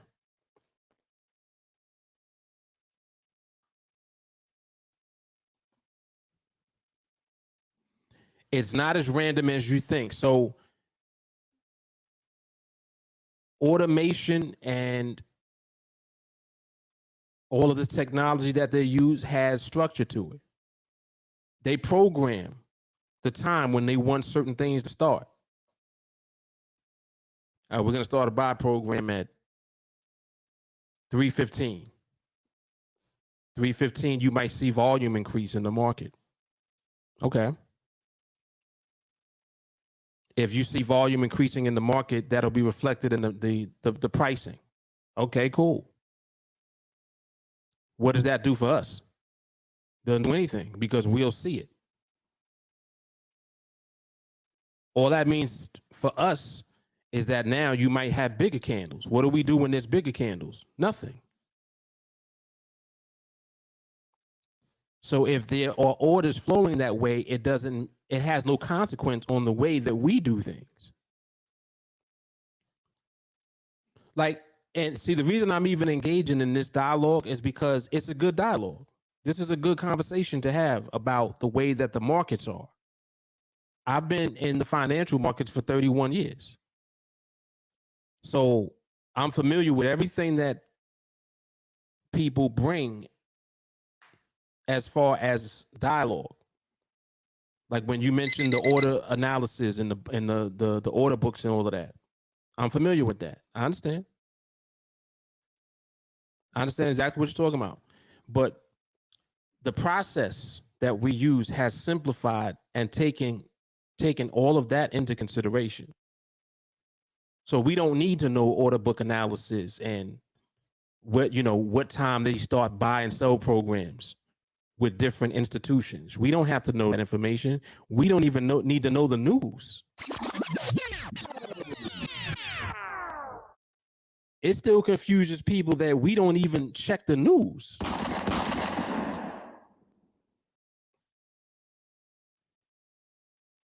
We don't even look at news. Oh, Mark, there's some red news that's coming out at 2:15. FOMC meeting minutes is coming out at 2:15. All right. Without even knowing that in advance, we know when the FOMC comes out. We see the activity in the market. What does it do for us? Nothing. Keeps us out. Volatility increases, we stay out. See, MS, what happens when you're trading in volatility? Like, look at what you're saying.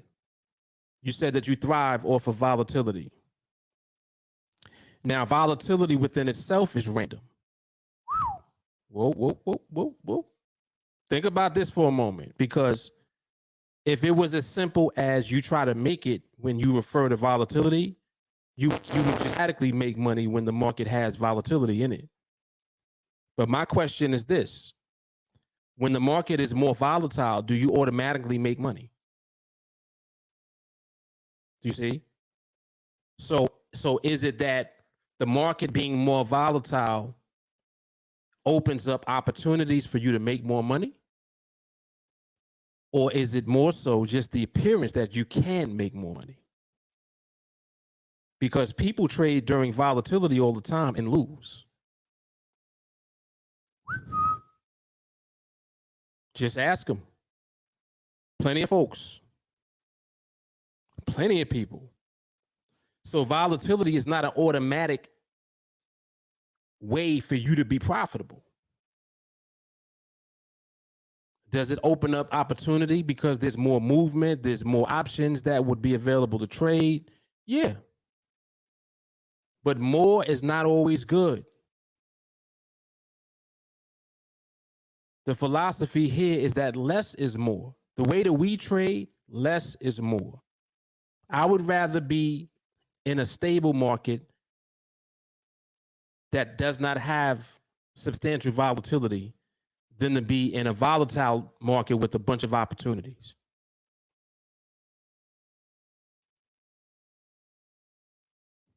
Because the question instantly comes up when you're trading in a volatile market with all of these different opportunities, which opportunities do you take? Which one? There's so many of them to choose from. Now you got to figure out which opportunities to filter through so that you're profitable during that volatility. You got to figure that out. So it's not just about cut and dry. Well, more volatility means that there's more money. It also means that there's more losses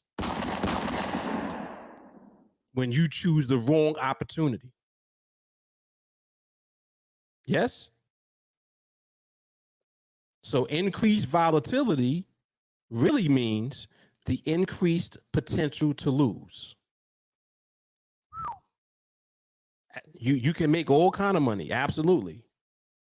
But you also increase the chances of losing.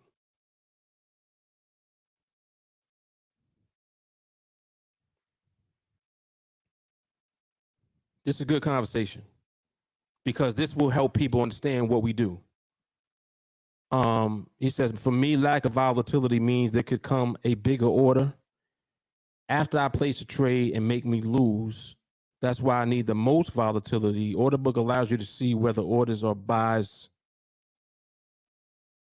I'm pretty sure you're saying orders are buys or sells. Yeah, you are saying that. Orders are buys or sells or a mixture, in which case you stay out. Yes, but even in the midst of that, even if you know in advance that the flow is for buys, let's say that you know that ahead of time. How far in advance do you know that? That becomes the next question. Do you know that far in advance enough to position a trade that you know will be profitable, that will end up profitable? That's the question. That's the question. Do you know that far enough in advance to just place that trade and win? And if you don't know that, why not?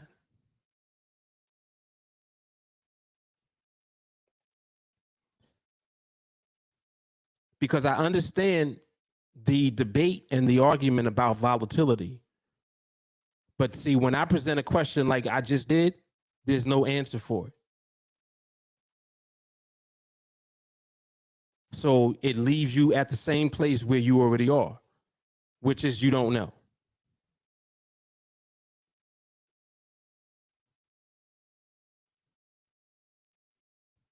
See, because if that's the case, then you just wait. I mean, if it was that simple, then it would be as simple as, all right, so I'll just wait for the order flow to know what side of the market the majority of the orders are. Don't you know that they have indicators for that? They literally have order book indicators with different brokers. It lets you see the percentage of orders.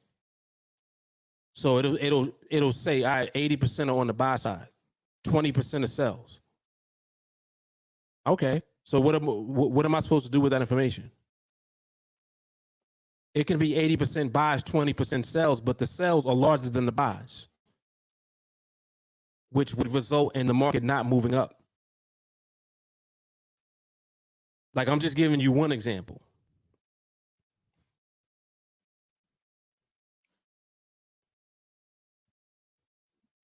You said which brokers have? Multiple brokers have that. When you open up an account large enough, they'll give you access to that layer.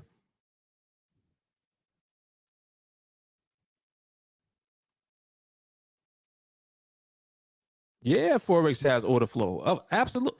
Forex brokers have an order flow just for their orders from their customers. I understand what you're saying. You're saying overall Forex has no order flow, but brokers do. The brokers have information as far as how many of their customers have orders on the buy side or on the sell side. They have that information. And they may or may not make it available to you as a trader. And brokers also put their information together. Right. I didn't say that it was centralized. In other words, it's not all in one place. No.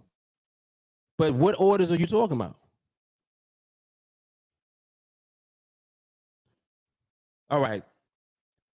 You tell me, when you talk about volatility, how do you know that there's more volatility? Where's that information coming from? We'll dismiss the whole broker conversation. I won't even talk about that. You tell me, how do you know about order flow? Where do you get the information from?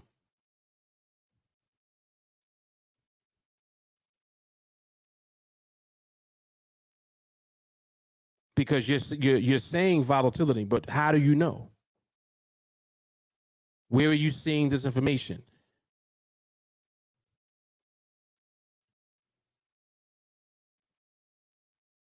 Where are you seeing the orders?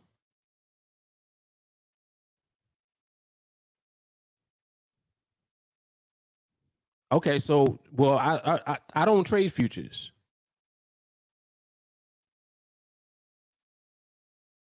So you're talking about futures. I used to trade futures. I don't anymore. I got you. So you're trying to compare futures to Forex. You can't. In that perspective, you can't compare the two because Forex is not centralized, like you said. So I'm not even sure what your questions are actually related to now, because I thought that you were talking about with Forex.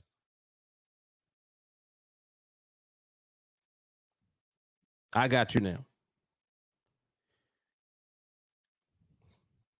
And even okay, so within your futures trading, do you win your trades consistently based on what you're telling me about the way that you look at order flow? Do you win all of your trades?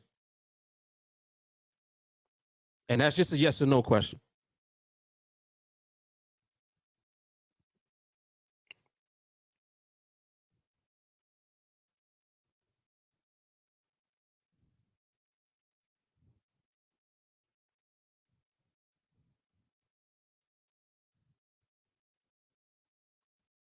Do you win all of your trades? That's my last question.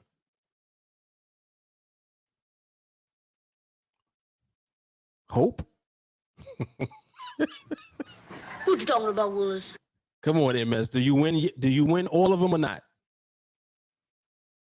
That hope in there tells me that no, you don't. But now, I mean, I understand. Of course, you want to win all of them, but in actuality, and the reason I'm asking that for a reason, because if you don't win them, why did you lose the trades that you lost? That's my question. You got your order flow information. Yeah, pretty much. We know what that hope means. Keep hope alive. Yeah, this is what we do here. We eliminate the hope factor. 100%. Yeah, so MS, the reason I'm asking that is because if you don't win, why not?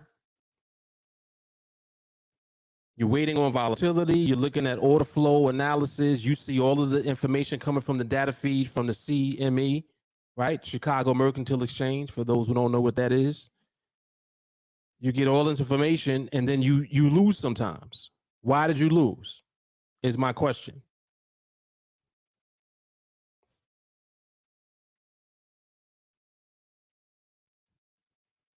Yeah, and this is more along the lines of what I'm hearing.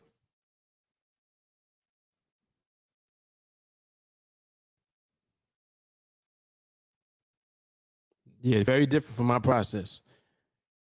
Okay, so when you don't win, you know why you did not win. So why did you not win? If you took a trade and you lost, why did you not win? What would be the reason for it?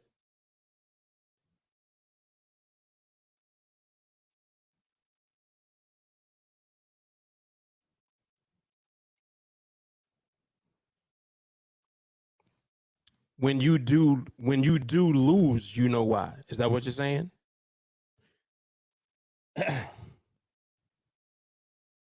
When you do lose, you know why. That's what I'm curious to know. When you lose, why?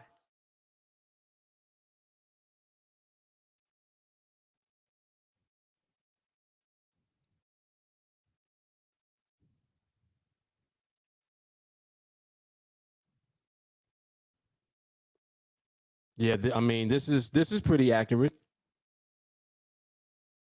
Pretty accurate.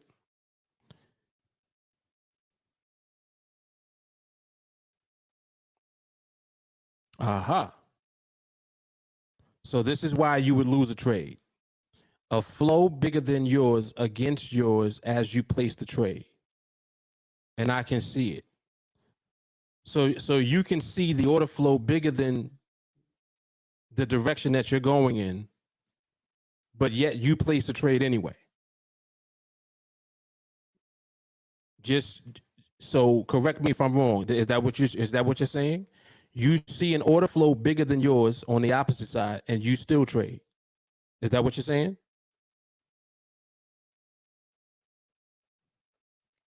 He says yes. Okay, so you know my next question is this is my next question.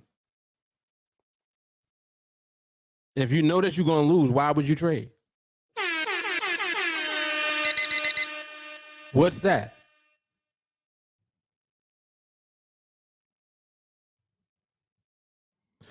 Okay, you're saying that you see it after you get in the trade. Hmm. So that random thing that you were talking about, you get hit with that, basically, because it's something that happens after you enter the trade. Is that what you're saying?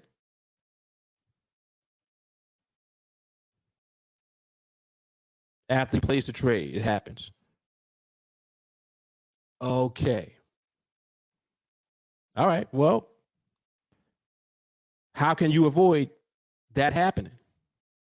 And really, what I'm saying is, how can you avoid placing a trade when that can happen? I think that that's what you need to work the most on so that you eliminate that. Because what you're saying sounds good. You're looking at order book flow and you're able to see the orders and see which side the dominant orders are on. That's how you'll know where the market moves. Gotcha. So only do that when you know for sure that that's what is actually happening.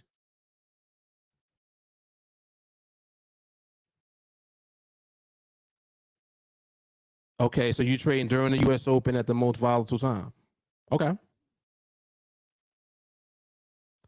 but that does not still guarantee a win. So my question is, well, how do you eliminate when you lose? That's the part right there that I would focus my attention on. Right, I'm aware. But what good is that if you still lose? Is my question. Because you're saying, oh, it's the most volatile time. I trade during the most volatile time. Right, but you trading during volatility is a blessing and a curse. And we just wanted to be a blessing. I'm just trying to be blessed. That's all.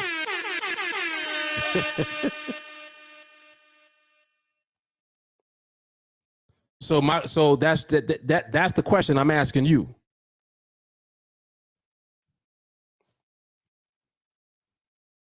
You didn't say that you lose. I thought that you said that when you lose that you know why you lost.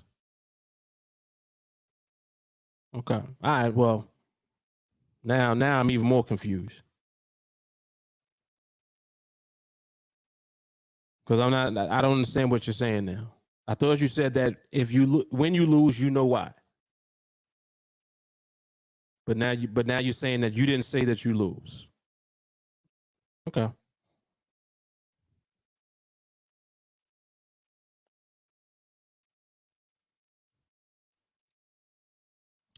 MS, if you're able to do so, I would want to see what you actually do when you trade, or even when you observe. So I like if you can record what you do. I mean, like this, I always tell anyone this, like regardless of what you trade, you could trade crypto. I don't care what you're trading, because what my goal is to do just overall in the trading industry is to shed more light and more awareness on things that work. So clearly we can't compare trading futures to what we do here. Like it's pretty clear that that ain't gonna happen. It ain't no comparison. And I'm not sure, like, what you do as far as your numbers, your income from trading futures. I know that the potential is there, but I also know that the margin requirements are higher depending on what you're doing. Unless you're trading the minis, you got pretty good margin requirements, pretty big margin requirements. So you got to start with large account, that type of thing.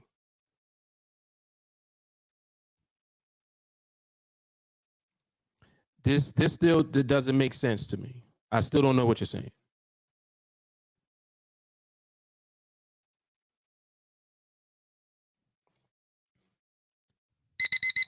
So okay, so send me some recordings so I can just take a look at what you do. I'm just curious. I'd like to see it.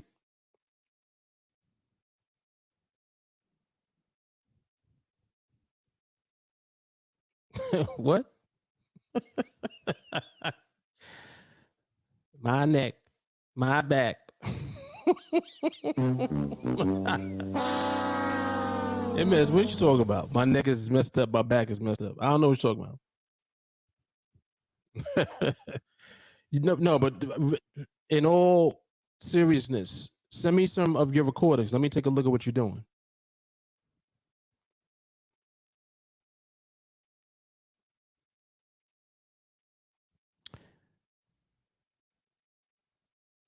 Yes, very true. Ro was talking about futures. Think about trading like that. You must either already have a lot of capital or have things to hedge against the losses. This process does not require that. There's a difference.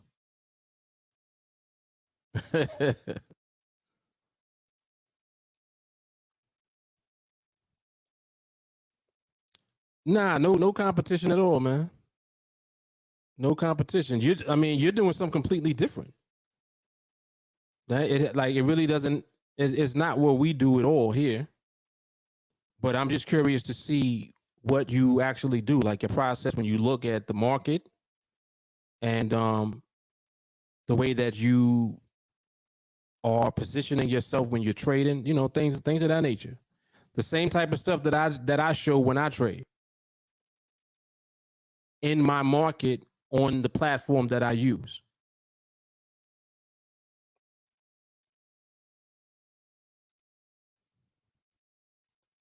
Oh, he said he don't want to show me his setup. What What you talking about, Willis? Come on, in, man. Stop, man. Stop.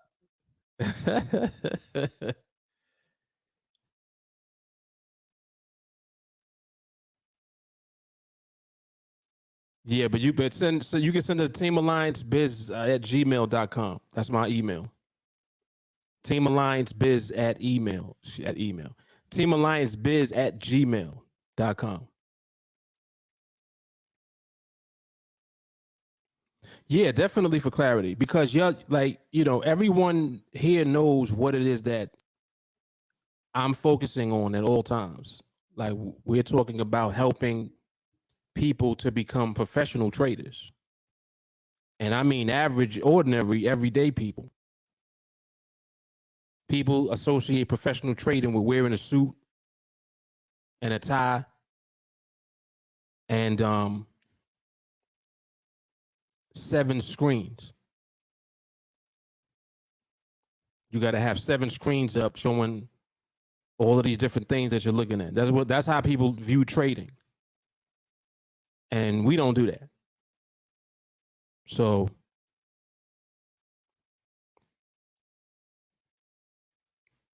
okay, that's cool. That's cool.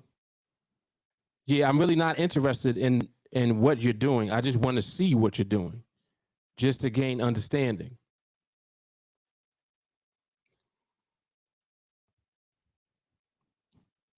Yep.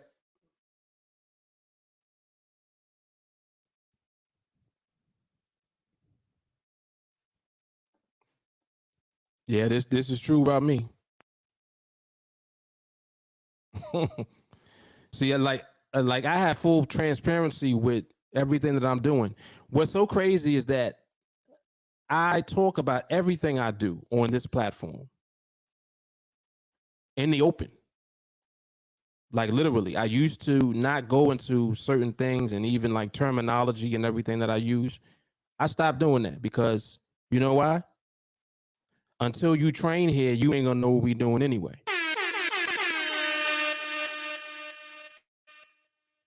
You're not gonna know. And the funny thing is that people will attempt to. They'll try to duplicate what they see me doing. All the stuff that I discuss on these observations and on these live streams and stuff. They'll try to do it themselves. And they can't. Because to trade professionally, it requires mindset, and you also need to be trained. So that's a commitment that you have to make. You got to have skin in the game for that. That means that you got to join a group. You ain't in a group, then you ain't in training. And there ain't no shortcut to it either. Oh, I'm going to use Mark's strategy. Well, you already lost because you think it's a strategy.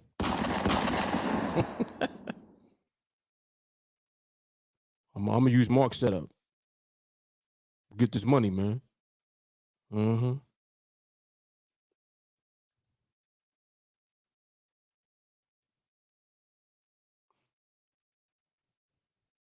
Yeah, definitely. It's all love. It's all love. MS know that. MS be around all the time. He be around all the time. And this is a fact, right? We don't even refer to what we doing as setup.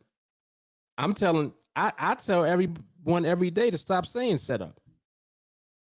And if you're gonna say it, use it right. We waiting for the market to set up and then to give us a trade. We ain't waiting for a trade to set up. That's the difference. Yeah, but it's all good, man. A lot of education, a lot of insight, elevation, understanding. That's what TA is all about.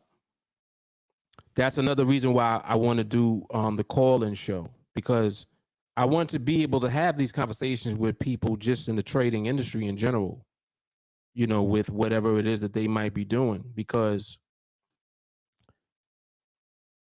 I have yet to find any trading platform and any methodology or process that is being used that can be duplicated by the average person that has no experience whatsoever.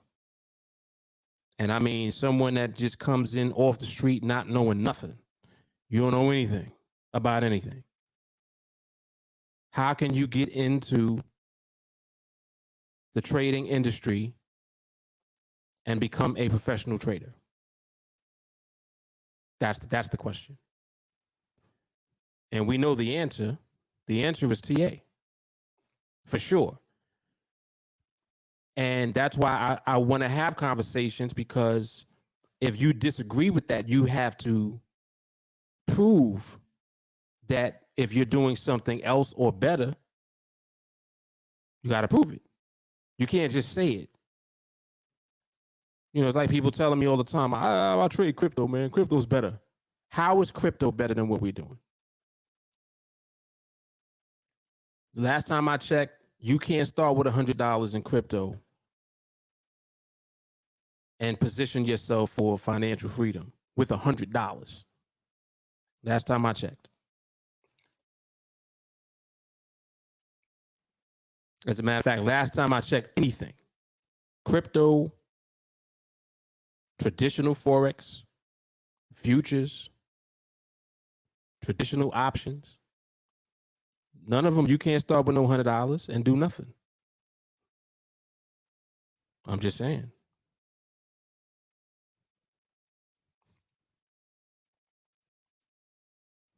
So that's the reason why I do what I do.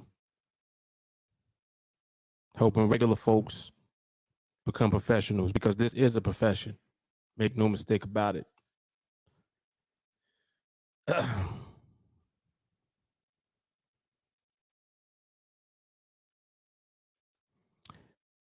Just send crops of recordings. Don't know how that would prove anything.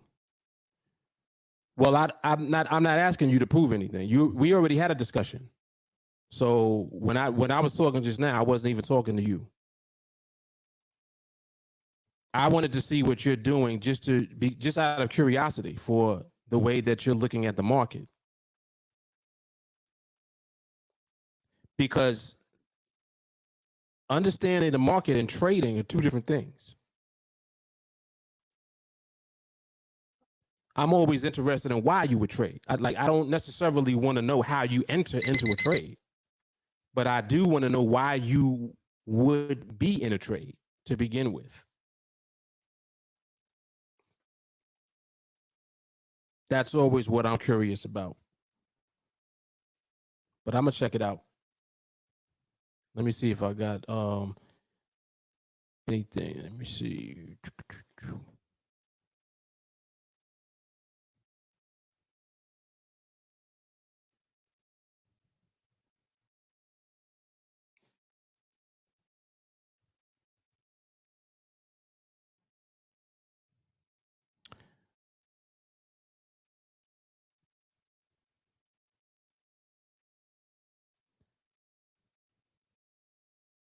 MS, did you send it already to me?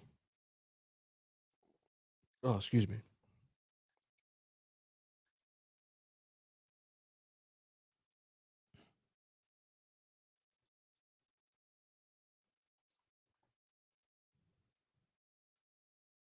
I don't see anything yet.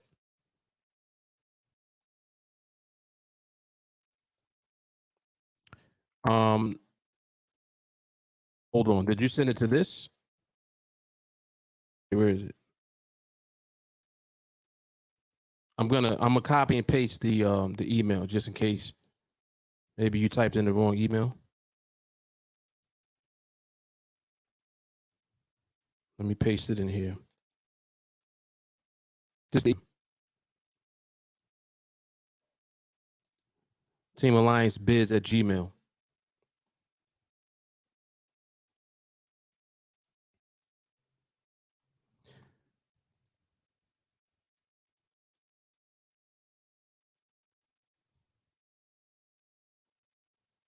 Yeah, absolutely.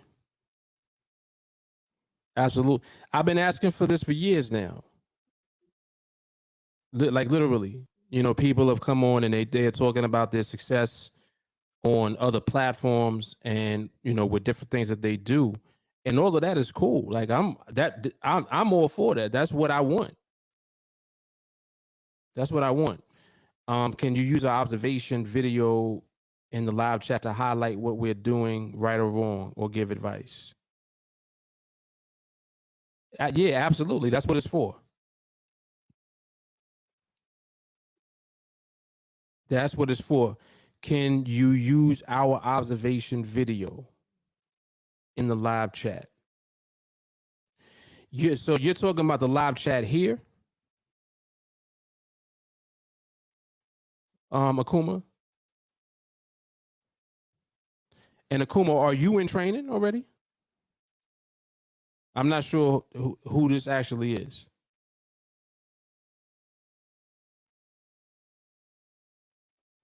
I know the YouTube names be different. Okay, what's your name on Facebook?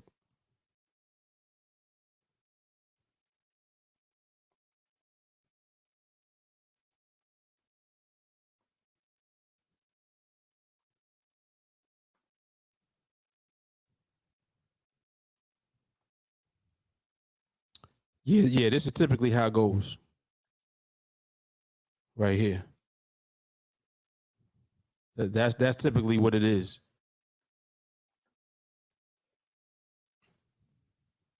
Oh, Edwin. Okay. Yeah, Edwin just got back into training actually.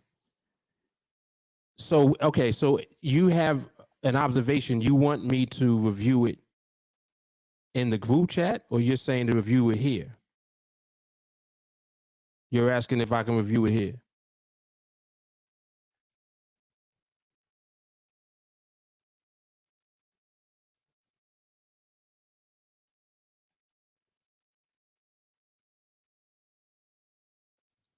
Just so I understand what you're asking.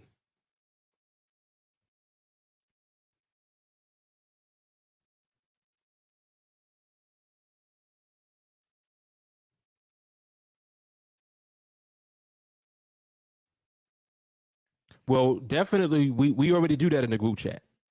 So anytime you have a recording, you should be posting it in the chat, and that way you get feedback. This right here is 100%. You're gonna get the best feedback in the group chat. But you can send it to me, and I'll take a look at it now.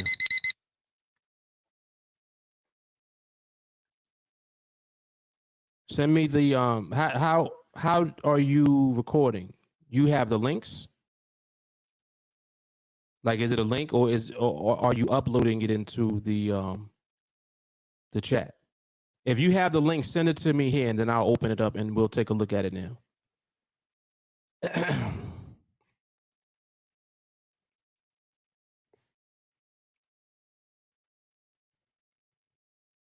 Okay, so send me the link, and we'll look at it real quick before I go get some peaches.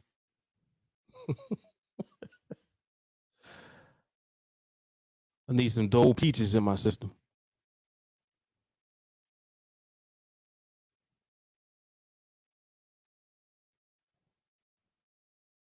It's in the chat.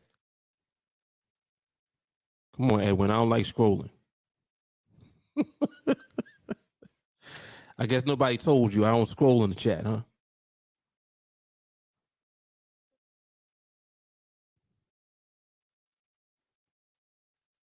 Send it to me directly on Facebook, because I don't got time to be scrolling looking for it.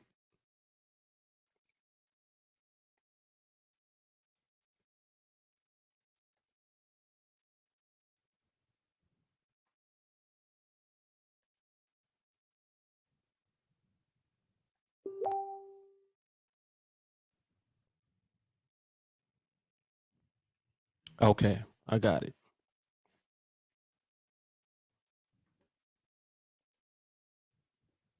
All right. All right, let me switch these screens so we can take a look.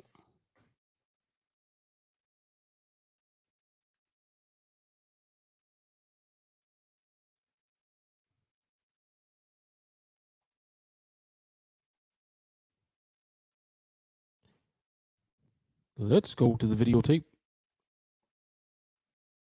All right, where we at?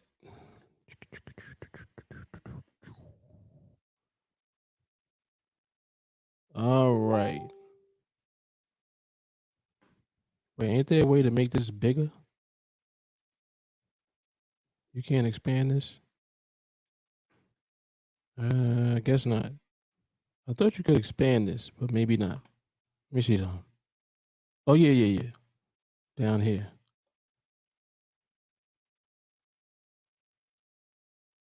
There we go. All right, let me pause that and then bring it back. All right, so y'all see this? So this is Edwin's observation. We're going to take a look at this real quick. Let's take a look.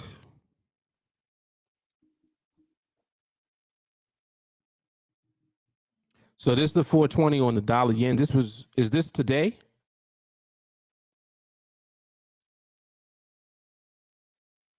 August 31st, Tuesday, August 31st. This might have been yesterday. I can't tell if it was yesterday or today. Was it today?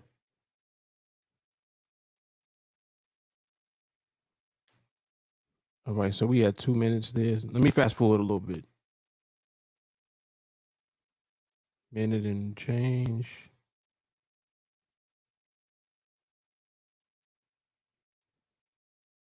Minute and 20.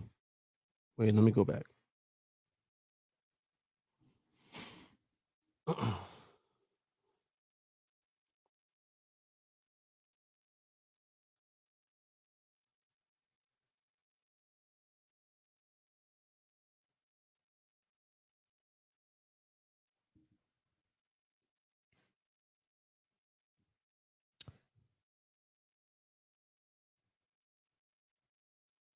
Let me see what he types in here.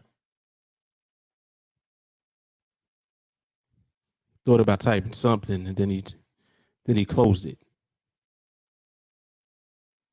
Edwin, what were you going to type right there when you opened up the text?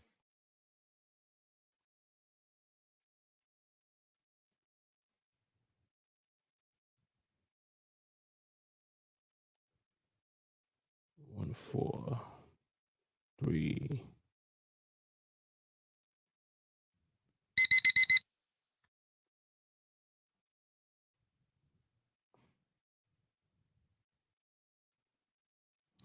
Just and let me just let it finish. So I got another 12 seconds left. And then I'll talk about what I'm seeing in the market here.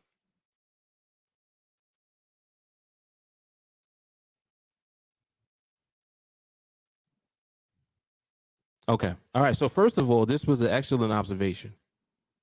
And I did see that you were about to type something.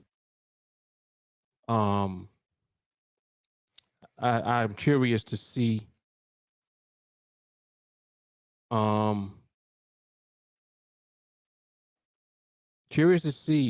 what you were going to type. He said he didn't want to.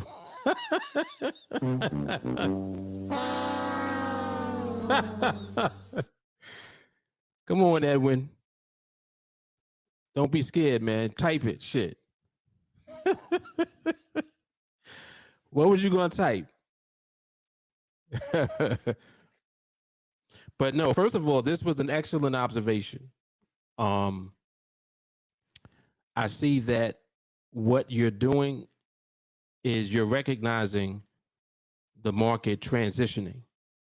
Now, just overall, I can see that this is probably one of the first times that the market started to even show this type of behavior, because just looking immediately to the left, these are bigger candles. So the bulk of these are larger candles. This is the first time that you're seeing smaller candles, and you picked it up. You actually recorded what you were looking at. So that's already what you should be doing. You want to see the market transition into smaller candle dominance. And that's what you did here with this recording. So you're seeing you're seeing. As far as anything with regards to a setup, there was no setup going on here whatsoever. And that's the message that I hope that everyone is getting from this live coffee and charts today, because I talked about this out the gate. When you watch the replay of this, and this live today is 2.5 hours. I think I'm gonna recommend this for tonight to watch, because you need to rewatch this. I'm talking in detail about how we're not even thinking, looking, or talking about parameters at all until certain things are present. So just in this observation, you can see that this is the first time that this was present, and you can see the transitioning of the movement within these smaller candles. Here, nothing is going on as far as +1 pricing on the option, none of that. We're not even looking at that yet. Okay. And if this is what the question is, the answer is yes. That is exactly what you should be looking for. Now, with the exception of one of the candles like in the middle over here, let me see. This one right here with that wick on it, that right there was a larger candle. And because it has the wick on it, you can see that it also has reversal energy. That's why I said that the market is transitioning here. So this is the first time that you're seeing the market begin to show smaller candle dominance for the first time. And that's what you want. So you continue to do what? Observe. Do you apply parameters? No. Is +1 relevant? No. Is option pricing relevant? No. We're not there yet. So if this is what Melanie's saying, this is what started the conversation earlier about the +1. All right, there ain't no +1 going on yet. Ain't no +1 going on. And you're in the right place, yes, because you're seeing smaller candle domination for the first time here, and you recorded it. So yes, you did what you did what you should have done. Absolutely.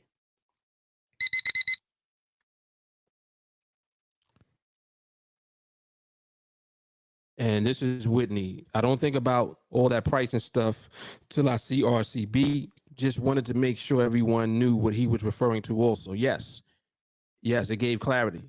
Because I didn't know until you said that. I didn't even know what the purpose of, well, not the purpose of his recording, but the purpose of us reviewing the recording. I didn't really know yet. But now I know that there was an entire conversation about it in the chat, about the +1 and all that. None of that matters because we're not there yet.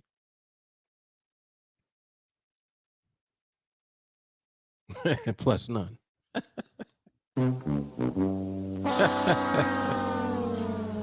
Plus none.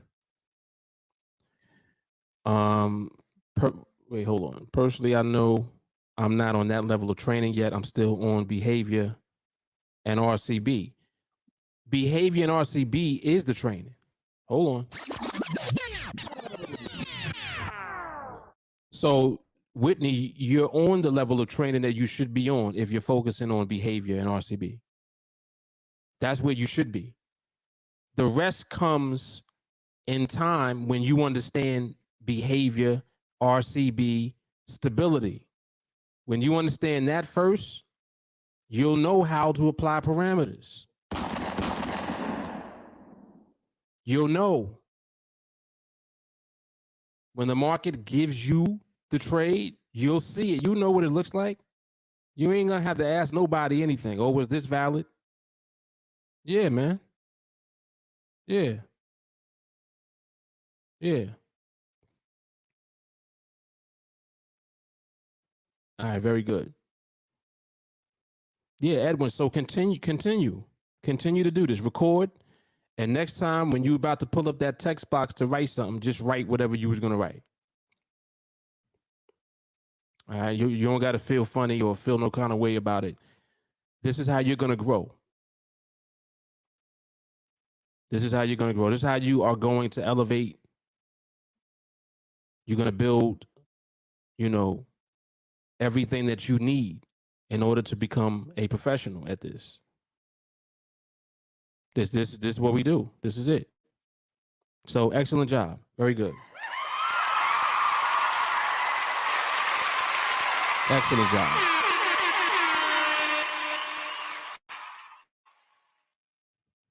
All right, so 2 hours, 37 minutes today, Coffee and Charts.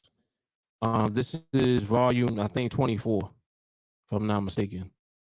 Yeah, 24. So this will be the recommended training for tonight. You'll make sure that you watch this again. All right. And that's about it. I'm out. Y'all know what it is. Mark Fuller, TeamAlliance. Coffee and Charts. Dom de Marco, Dom de Marco.